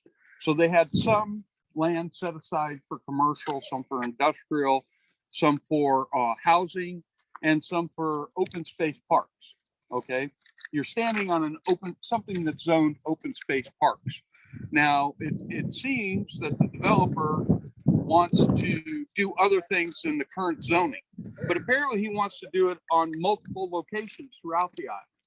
So instead of bringing up a specific project at a specific location and going through the expense of an EIR and everything, he wants to redo what's called the site-specific plan that the whole island has been built to and cleaned up to. And he wants to reopen that and redo the zoning. Now, the impact to the taxpayer is that then some of the property may have to be cleaned up to different levels. So we feel that this is not just, he wants to redo this, he wants to redo it and then get the government to pay for cleaning up for stuff. So like the land you're standing on is the lowest cleanup level. It's called Parks, Open Space, Recreation. And same with the golf course. And we suspect that the golf course is really where his money is, because that's on the other side of this hill and it has quite a view. But he will have to clean that up and it'll be quite expensive. I mean, there'll be extensive testing, there'll be extensive, well, to give you an example, so far in 27 years, the Navy's probably spent close to $1 billion. And nobody seems to have the exact number. But Murder's kind of kept an eye on him for 27 years. And she estimates around $1 billion. And Chip estimated $1 billion when he first became the project manager 20 years ago. So yeah, there he is. Yep. Can I just say briefly what Joe means by that golf course thing? As Chip knows, the first 9 holes of the golf course, while they were the first in the Mississippi, west of the Mississippi I mean, it's an old course. They added 9 holes to a full 18 course right after the base close in 98. The first 9, Chip can tell you, has because he was the state regulator at the time, it has arsenic in all these squirrel holes, ground squirrel holes. That's how the Navy would kill them. And so it's honeycombed throughout the whole property. So where would you go to clean this arsenic up? Where would you look for it? Now arsenic is already naturally occurring in California higher than the EPA standard for it. So we have our own background for it as well on Mare Island. So what they did, because it was going to be a golf course, was just to make a land use control and say no housing, no daycare, no hospitals, right? No sensitive uses under the circular law, so the Superfund law. So now what Joe's saying about having to go do it all over again is that the Navy cleaned up to that standard. They weren't going to have any exposure to arsenic as long as you're just playing golf, because it's down those squirrel holes. But the minute that you start talking about a sensitive use, including housing, and you could even have a hotel, because people would just be staying there for a short period of time. But now that's what Joe means about they're going to have to go out and redo the work. So I'm just clarifying that. Yeah. Maybe you have something to add, Chip, about what that entails. Yeah, I think this is an interesting point to keep in mind. So I think the developers know this, that time is on, they can use the time to their advantage here. So there's a loss of institutional familiarity with that contamination and how that deep restriction was developed and the rationale behind that. They could go back to the regulatory agencies today and they could look at it in a different way and sample it, or look at that data in a different way and say, it's just fine. Or they could look at it in a more conservative way and say, it's not fine. And the reason why it's not cleaned up is because you can't find the needles in this haystack. Mm-hmm. There's no way to sample for that. Yeah. And it was never the city's intention to have it as private, residential or sensitive uses. The city was happy to see it as a park for a golf course.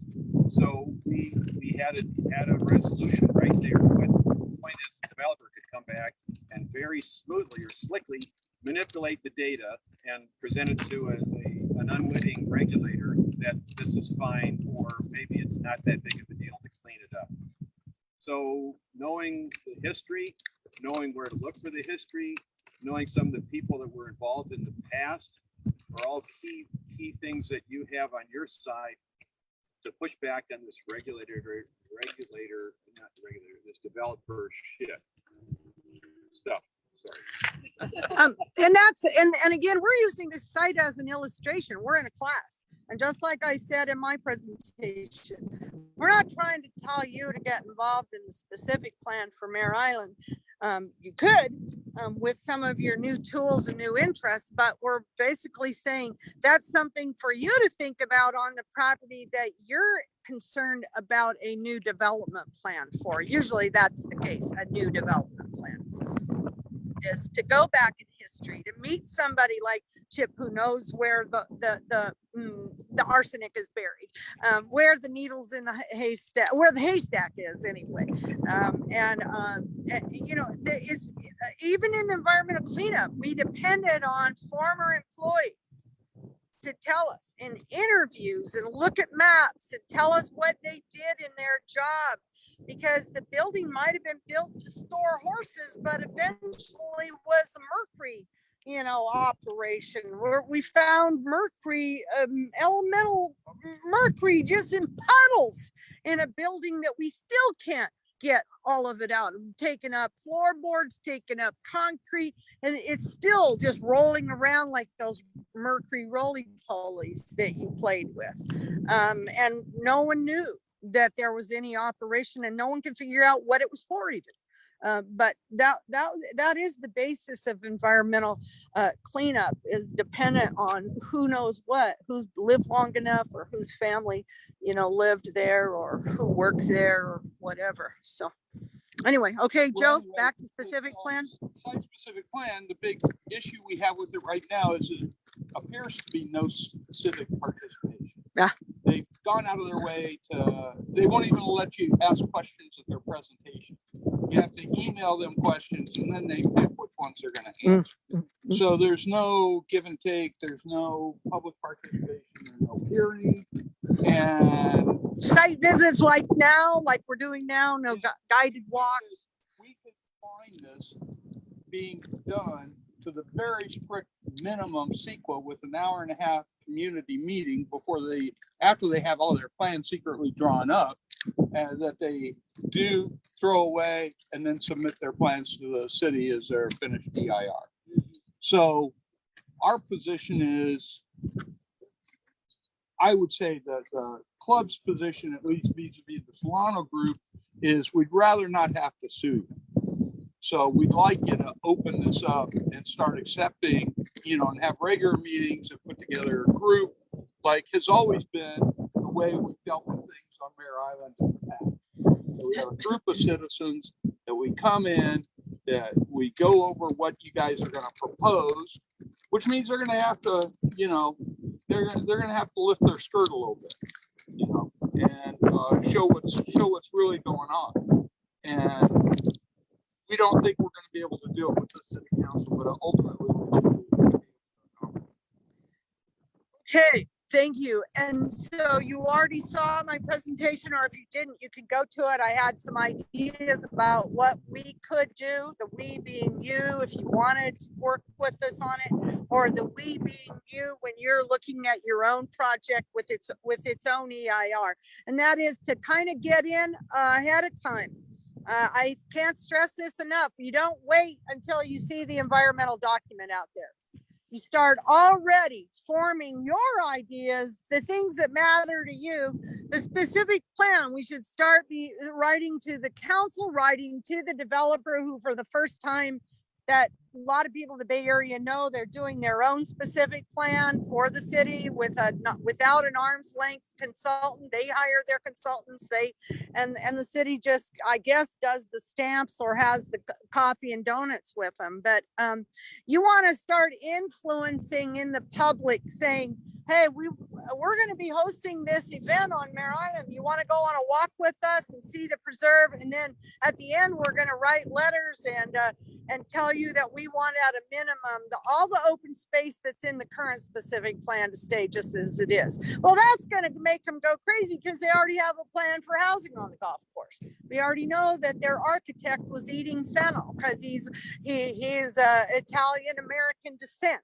And you know, the former mayor told me that they were going to, that he'd seen the plan and it was just absolutely awesome what they were going to do with the golf course. So, I mean, what you do is preemptively strike, and then you get yourselves ready, as we talked on the class, to respond to the notice of preparation of an EIR.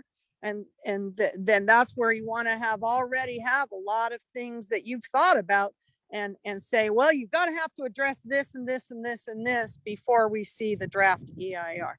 But let's kind of wrap it up here, because we promised till 11:30, and I know it's a little bit late. Are there people that want to walk that next quarter mile to that ship? I think we should.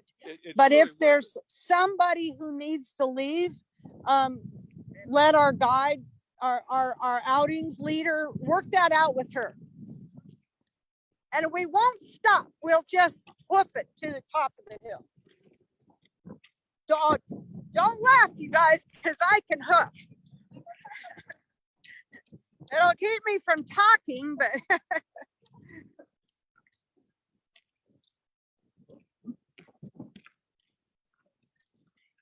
so again, we inherited this property just about the way it looks today. The roads, no different. The roads were built by the WPA. This is the first macadam road on the island. Yeah. Oh, that's part of the mutilation of my friends. They just stockpiled them there. Yeah. And I know you might hate eucalyptus, but I love them. They have a fabulous honey that the bees make. Here's a better image of the shipyard.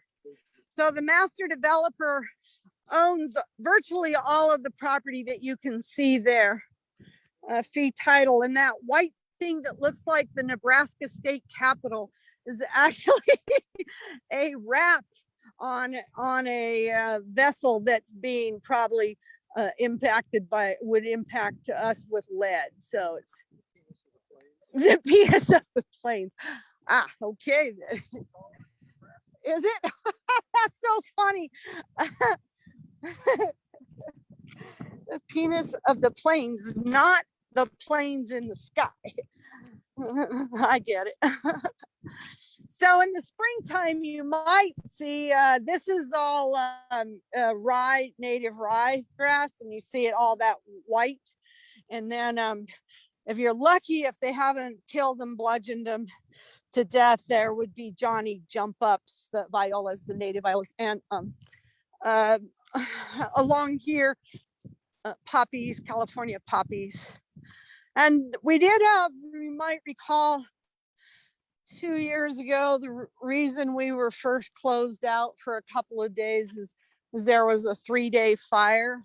You can see the what's left of that. By the way, someone, the group in Walnut Creek, California Bluebird Recovery Project, they're the ones that first brought to our attention that blue jays plant oak trees about 4,000 to 5,000 a year. So they planted all these trees. This is not Boy Scouts. This is something unusual about our trees. They are coast live oak, but they're a hybrid. As my friend Bert Johnson, the senior gardener for 37 years at Tilden Park Native Plant Gardens, pointed out, their leaves are as big as this palm. And they aren't all crinkly and leathery. And they have very few little stickeries. So that's what makes them special. I haven't actually found a leaf on the ground this big, so it's just for you. Just for you.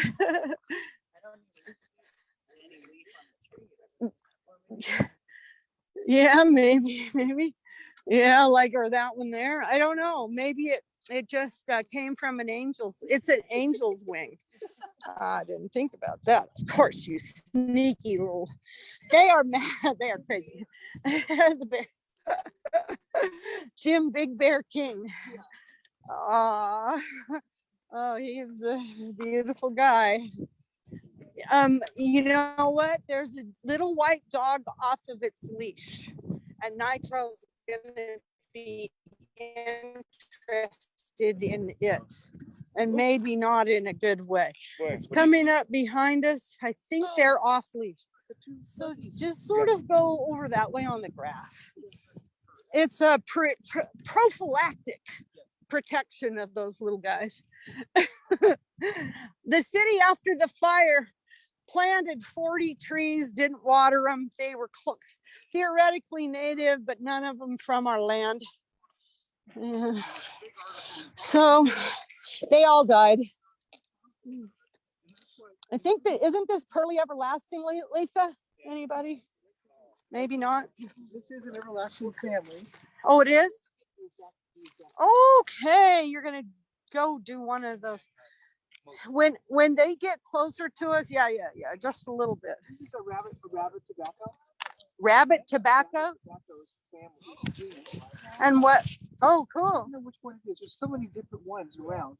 But It's the same family? Same family. Yes. Oh, fun. Fun. It's a very nice dress. Yeah, it is.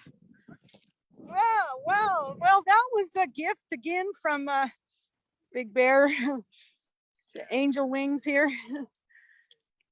This is a small dam that we also think, from when I look at the maps, when a map says that the dam is filled with by contour filling ditches, what does that make you think of? A country in Central America. Yeah. And so I feel that this was the Spanish built or Mexicans built this dam to provide water. Yeah, it sucks. It's the hill is sandstone, so they carved these ditches. I don't think the Navy would think to put a pond at the top of a hill. Now you get some of your great views of Mount Diablo, just peeking its skirt out for you there. As Joe mentioned earlier, it's probably not a correct thing to say. You don't know how many even nights with headlights I mowed this hillside for you. But I guess the city's keeping that part up. But they planted those trees almost 3 years ago and just left them there. Sort of. That's the city of Vallejo for you. So this dam, this pond was empty and now it got filled overnight by that storm. Hello. I saw your little poo-poos and I said, uh-oh, take Nitro a little ways away.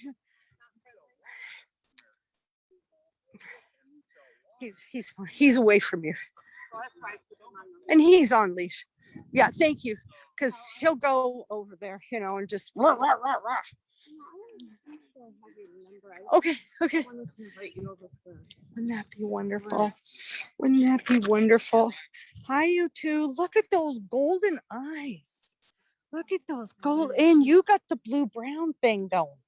Yeah, you're a cat hula. What are you doing today? A Sierra Club hike that is a group of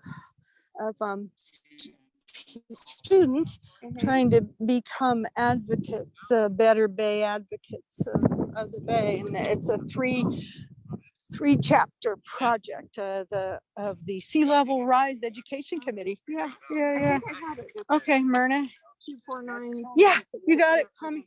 Okay, I love it. Okay, see you. Bye. I'm keeping Nitro behind them. Oh, they're so freaking cute. Oh, see you later.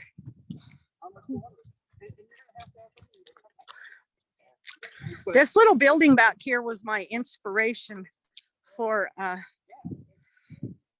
when I get phone calls, I get interrupted, for our cabins, our camping.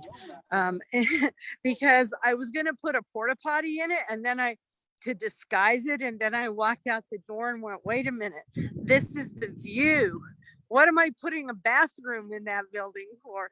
And that was the inspiration for our camping program through hipcamp.com.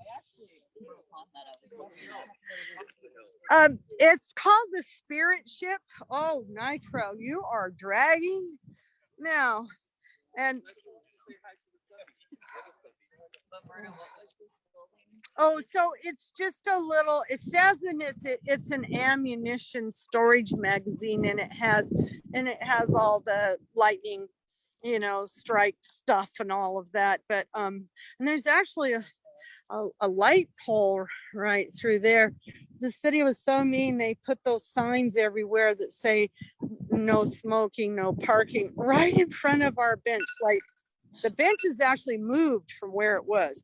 And the city attorney walked up the hill with me to see what my problems were one day. And she said, well, who couldn't just move the bench? How hard is that? You know, I'm like, well, how hard would it have been to move the post 2 feet? But yeah, they've been warring with the people, the good people of the Shire, for a long time, because they don't want us to have this. Because monetizing it, think about houses, but houses were first planned here, but they were shot down by the city's consultant because they said too much money, too much investment for infrastructure for the little return you're going to get on housing development. Oh, I was asked about that structure up there. They at the time of the base closure in 96, the Navy Yard Association, the city of Benicia, and the city of Vallejo got talked into creating an art piece, a commission of an art piece for the closure of the shipyard. And sadly, the shipyard workers' favorite guy wasn't the one selected by the commission. And this artist who made this this spirit ship, as he called it, was the winning art piece. Well, it's art, is not anatomically correct shipbuilding. And they were very annoyed by it. Hey, I'm looking down on the river for you guys right now, and there's a 3-mast sailing vessel down there, just a cute little one. So they were so embarrassed by this thing. It has 200 names of ships. It has like ships tags or dog tags, and 200 names of ships that were built here or repaired here that were near and dear to the people in the shipyard. It was 519 ships were built from keel up here, but those are maybe not all ships that were built there. But anyway, I think it got banished to this property because it sat here from 96 until 2008. Well, 2007, before anybody from the public ever saw it. So it's a little bit quirky, but if you look at the base that it's fitted onto, that's very amazing, very amazing. Do you know anything about timing for when this specific plan comes? No, we actually don't know that. At first they were saying like 18 months, but then the mayor's saying, well, what are you guys doing about the specific plan? Well, we're like, well, what are the dates? What are we shooting for? So I kind of think they've been working really hard over the summer and pressing, hard. Wouldn't surprise me if it was the commission meetings were in December. No, that's a little bit fast, but yeah, I don't know. That's one of the things. Yeah. That was like in June. Oh, here's some mushroom babies. Some more mushroom babies, all in that chipped dead trees of my beloved trees. More things. So I did mention my rattlesnakes. I'd never seen one before. My brother used to play with them in Paradise. They'd go to some friends who lived on the Butte Creek Canyon, and they'd find them and stick them in the freezer and bring them out and play with them. And there's crazy little 12-year-olds, but I didn't do anything bad like that. I just was going to steer clear of snakes, and I just absolutely I'm smitten by them. They used to practically know me by my footsteps, and they'd come out and I visit with them. They're very docile and pretty, and so I'm starting to feel them here. Yeah. So you know that they didn't eradicate them. Yeah, I do know that. By making these very wide areas cleared along the road, they don't have cover. And my friend who actually, Rosemary Rockcliffe, if anybody knows her, she directed the Dalai Lama's biography, the 14th, in my words. She's a friend, and she brought a couple friends up a few months ago, and we were just walking, and she said, Myrna, what has happened to your preserve? She said, it's so silent. And so the fennel growing up close to the road, some of you might hate fennel like you might hate eucalyptus, but our bees used to live down there in that little green patch. So I had a tablespoon of Mare Island honey this morning. I try to imbue myself with a little bit of Mare Island to keep my spirits up. But that's where our bees were. But anyway, she pointed out that by this cutting down of all the toyon, all the native grasses and flowers and monkey flower and decimating everything, all the oak trees, that there was no perch for the birds and nothing for the native bees and wasps to be feeding on. So the signs of life have retreated. and they aren't right there with you on the trail anymore. Uh-oh. Just out of hatred for anything that's native, I guess. Maybe I will. I'm not sure what I brought. Might have to pass you some chips. I brought something for that purpose. I guess I forgot it in the car, so I'm just gonna do a, yeah. Yeah, really. All right, okay, there we go. A little bit of, oh, now you're gonna go. Well, we have a little stop we had to make here. There, all right. Okay, well, oh, hey, look, no, here's some lotus in bloom. It's called lotus.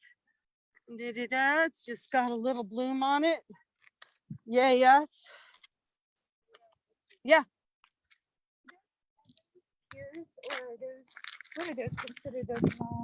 Well, so dikes. So that's Dike 9. It goes across the mouth of the Napa River. It was built in the 1920s. Okay. And the Navy carved off that hillside to build it. And it used to have a lighthouse right there at the end of it, and that little structure right there, those pilings. And that lighthouse was taken around the point, and it's perched on the private property now by Glencoe Marina, and you can go there. I guess it's still an event center, maybe not. And then these dikes were meant just to slow the or reduce the amount of sediment coming into the Napa. Okay. And then they acted as really sediment sinks, turns out. And there's a really long one that goes way out into the bay, starting over here, and it goes way out. And there again, what it managed to accomplish was bringing the sediment from the gold rush that was coming down into the bay here. 40% of California's water flows right there in front of us into the bay and onto onto the Golden Gate. And they were gonna stop that sediment from coming in, and all it did was swirl around that dike, which you can see how it goes out, and it just brought it in, and it accreted marsh onto the west side of Mare Island. And that bay is never gonna be navigable unless, I guess, we go harvest the 20 to 40 million acre feet of sediment that the Army Corps says swirls around in the bay. And we harvest it for making new marshes and sea level rise. Hey, look at here. This is a new addition. Instead of putting the directions on the road for viewing the osprey and heron and nests, Wally put it on a small concrete paver.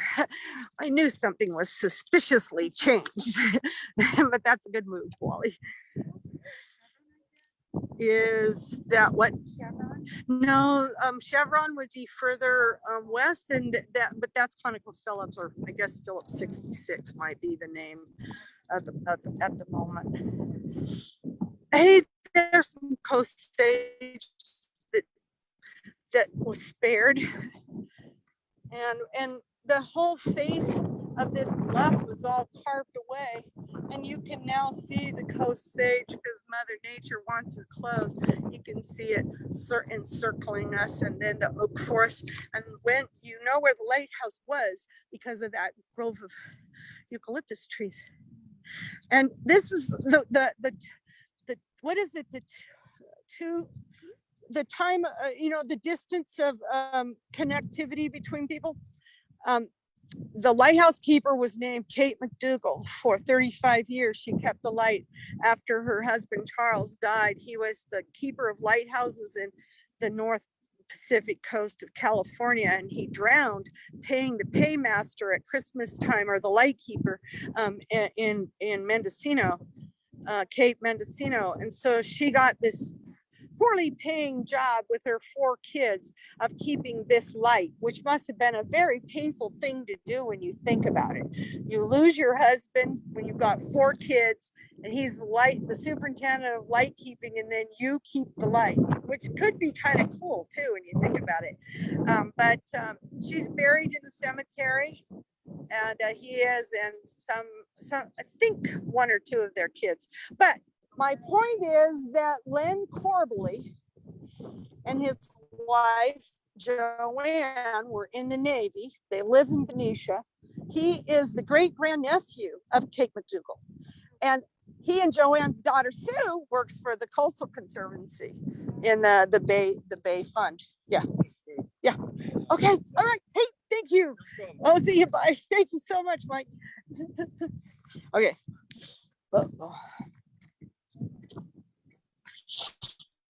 The other thing the city did mean is they chainsawed down our 14 interpretive panels.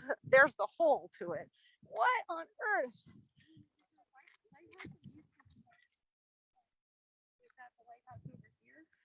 No, this one was taken down in 1930.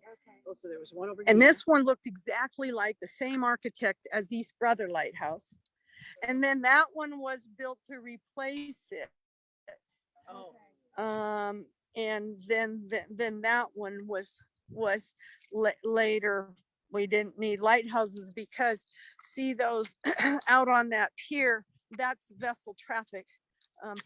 That's a movie, a 24-hour movie of everything going on in the bay, run by the Coast Guard. So I guess they didn't need the lighthouse and the foghorn anymore because that all became automated. So here's a little bit left of our oaks. They are influenced by the Mare Island effect. That's the highest, that not only does 40% of California's water flow through the strait right there, but some of the highest wind velocity in California right there. Hey, see you, bye. Got a favorite friend from work at the beach path. Okay, so these trees experience that Mare Island effect. However, those trees have been around. They're talked about in, you know, the naturalist reports from the time of the Spanish and the first visit. See you guys. Bye. Oh, you'll be back. We're open. They're open every Friday, Saturday, Sunday, 8 to 5.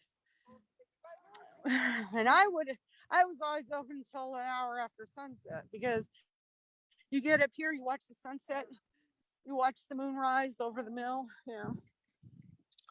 There's a huge amount of housing driving here. New houses. Whose land is that? That is the master developers. Yeah, it was Lennar since '98, and then they sold to this new development company. I think it was, I can't remember whether it was November of 19 or 20. It's all COVID confuses me. What's the name of it? It's called the Nimitz Group. And then they hired the Southern Land Company out of Nashville, Tennessee. Right. Oh my. Yeah. So much about, water mitigation. Yeah. Yeah, I think they have a lot to learn there. But they've hired, some of the most well-respected consultants in the Bay Area. You can be sure of that. To help them win their way through the specific plan and EIRs and for that and BCDC regulations and so on. Wow, isn't this something? And then up at the top of the hill there is a Coast and Geodetic Survey marker from 1852. And then for those of you viewing, about done with what we're going to do today, you can see the spirit ship there. I didn't used to mow this quite so much because I wanted some sign of life, but these guys are busy with their flail mowers. The thing is, there's no place for refuge for wildlife, which I mentioned earlier. And here's a little tiny bit of California native grass, bunch grass that is trying to struggle to survive here. You know, fennel, I know people hate it, but it has kind of a marriage with this bunch grass. Some of the other natives, they complement each other. And here again, we have this really amazing marker and then a garbage can chained to it. Oh, I kind of give up. Luckily, look at that, very little garbage, all recycling.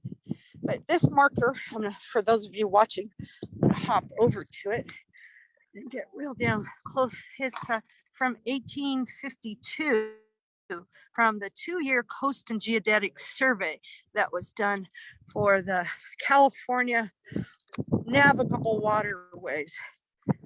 And this is one triangulation point. You can see it would be a pretty good one. I'm going to do a panoramic. Let's bring around the views with Mount Diablo, which I'm going to go back over to, and Mount Tam, which is in the clouds. That triangulation point for survey is for all of Northern California and all of Nevada. So it's a pretty cool point. I'm gonna also get off this call, this Zoom. I think we've gone out right up till noon, a little after. See if I can see what you asked. Yes. It's open every Friday, Saturday, and Sunday, 8 to 5. You can come along anytime. Thanks. That's a great question.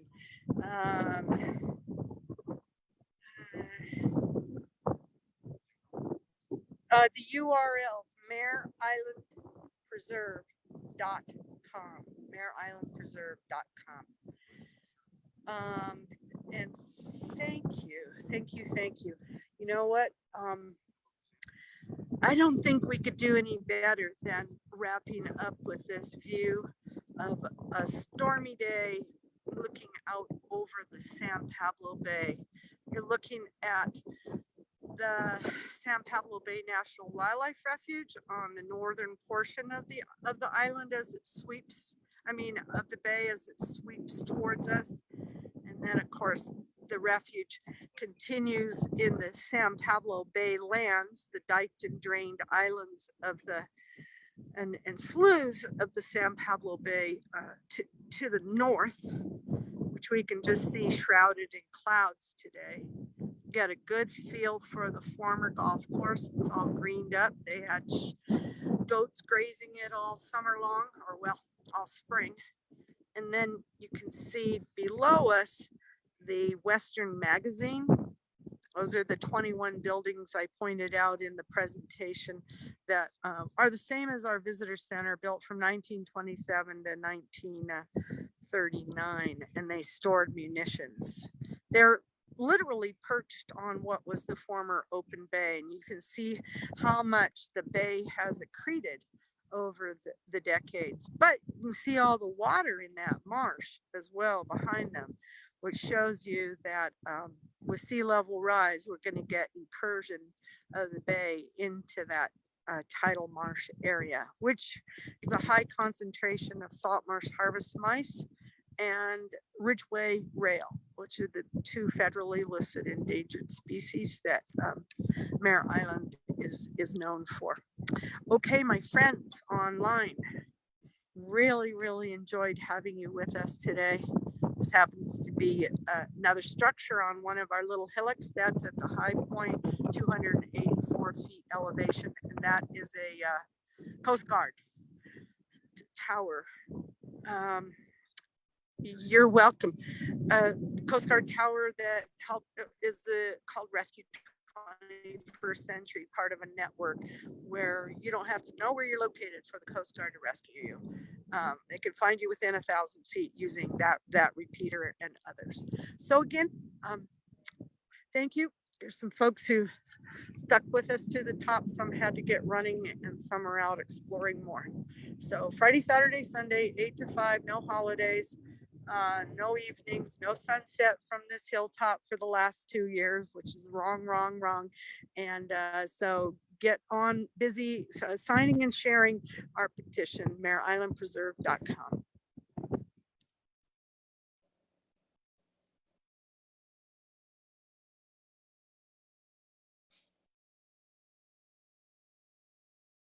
All right, Myrna signed off. That's it. Thanks for joining us.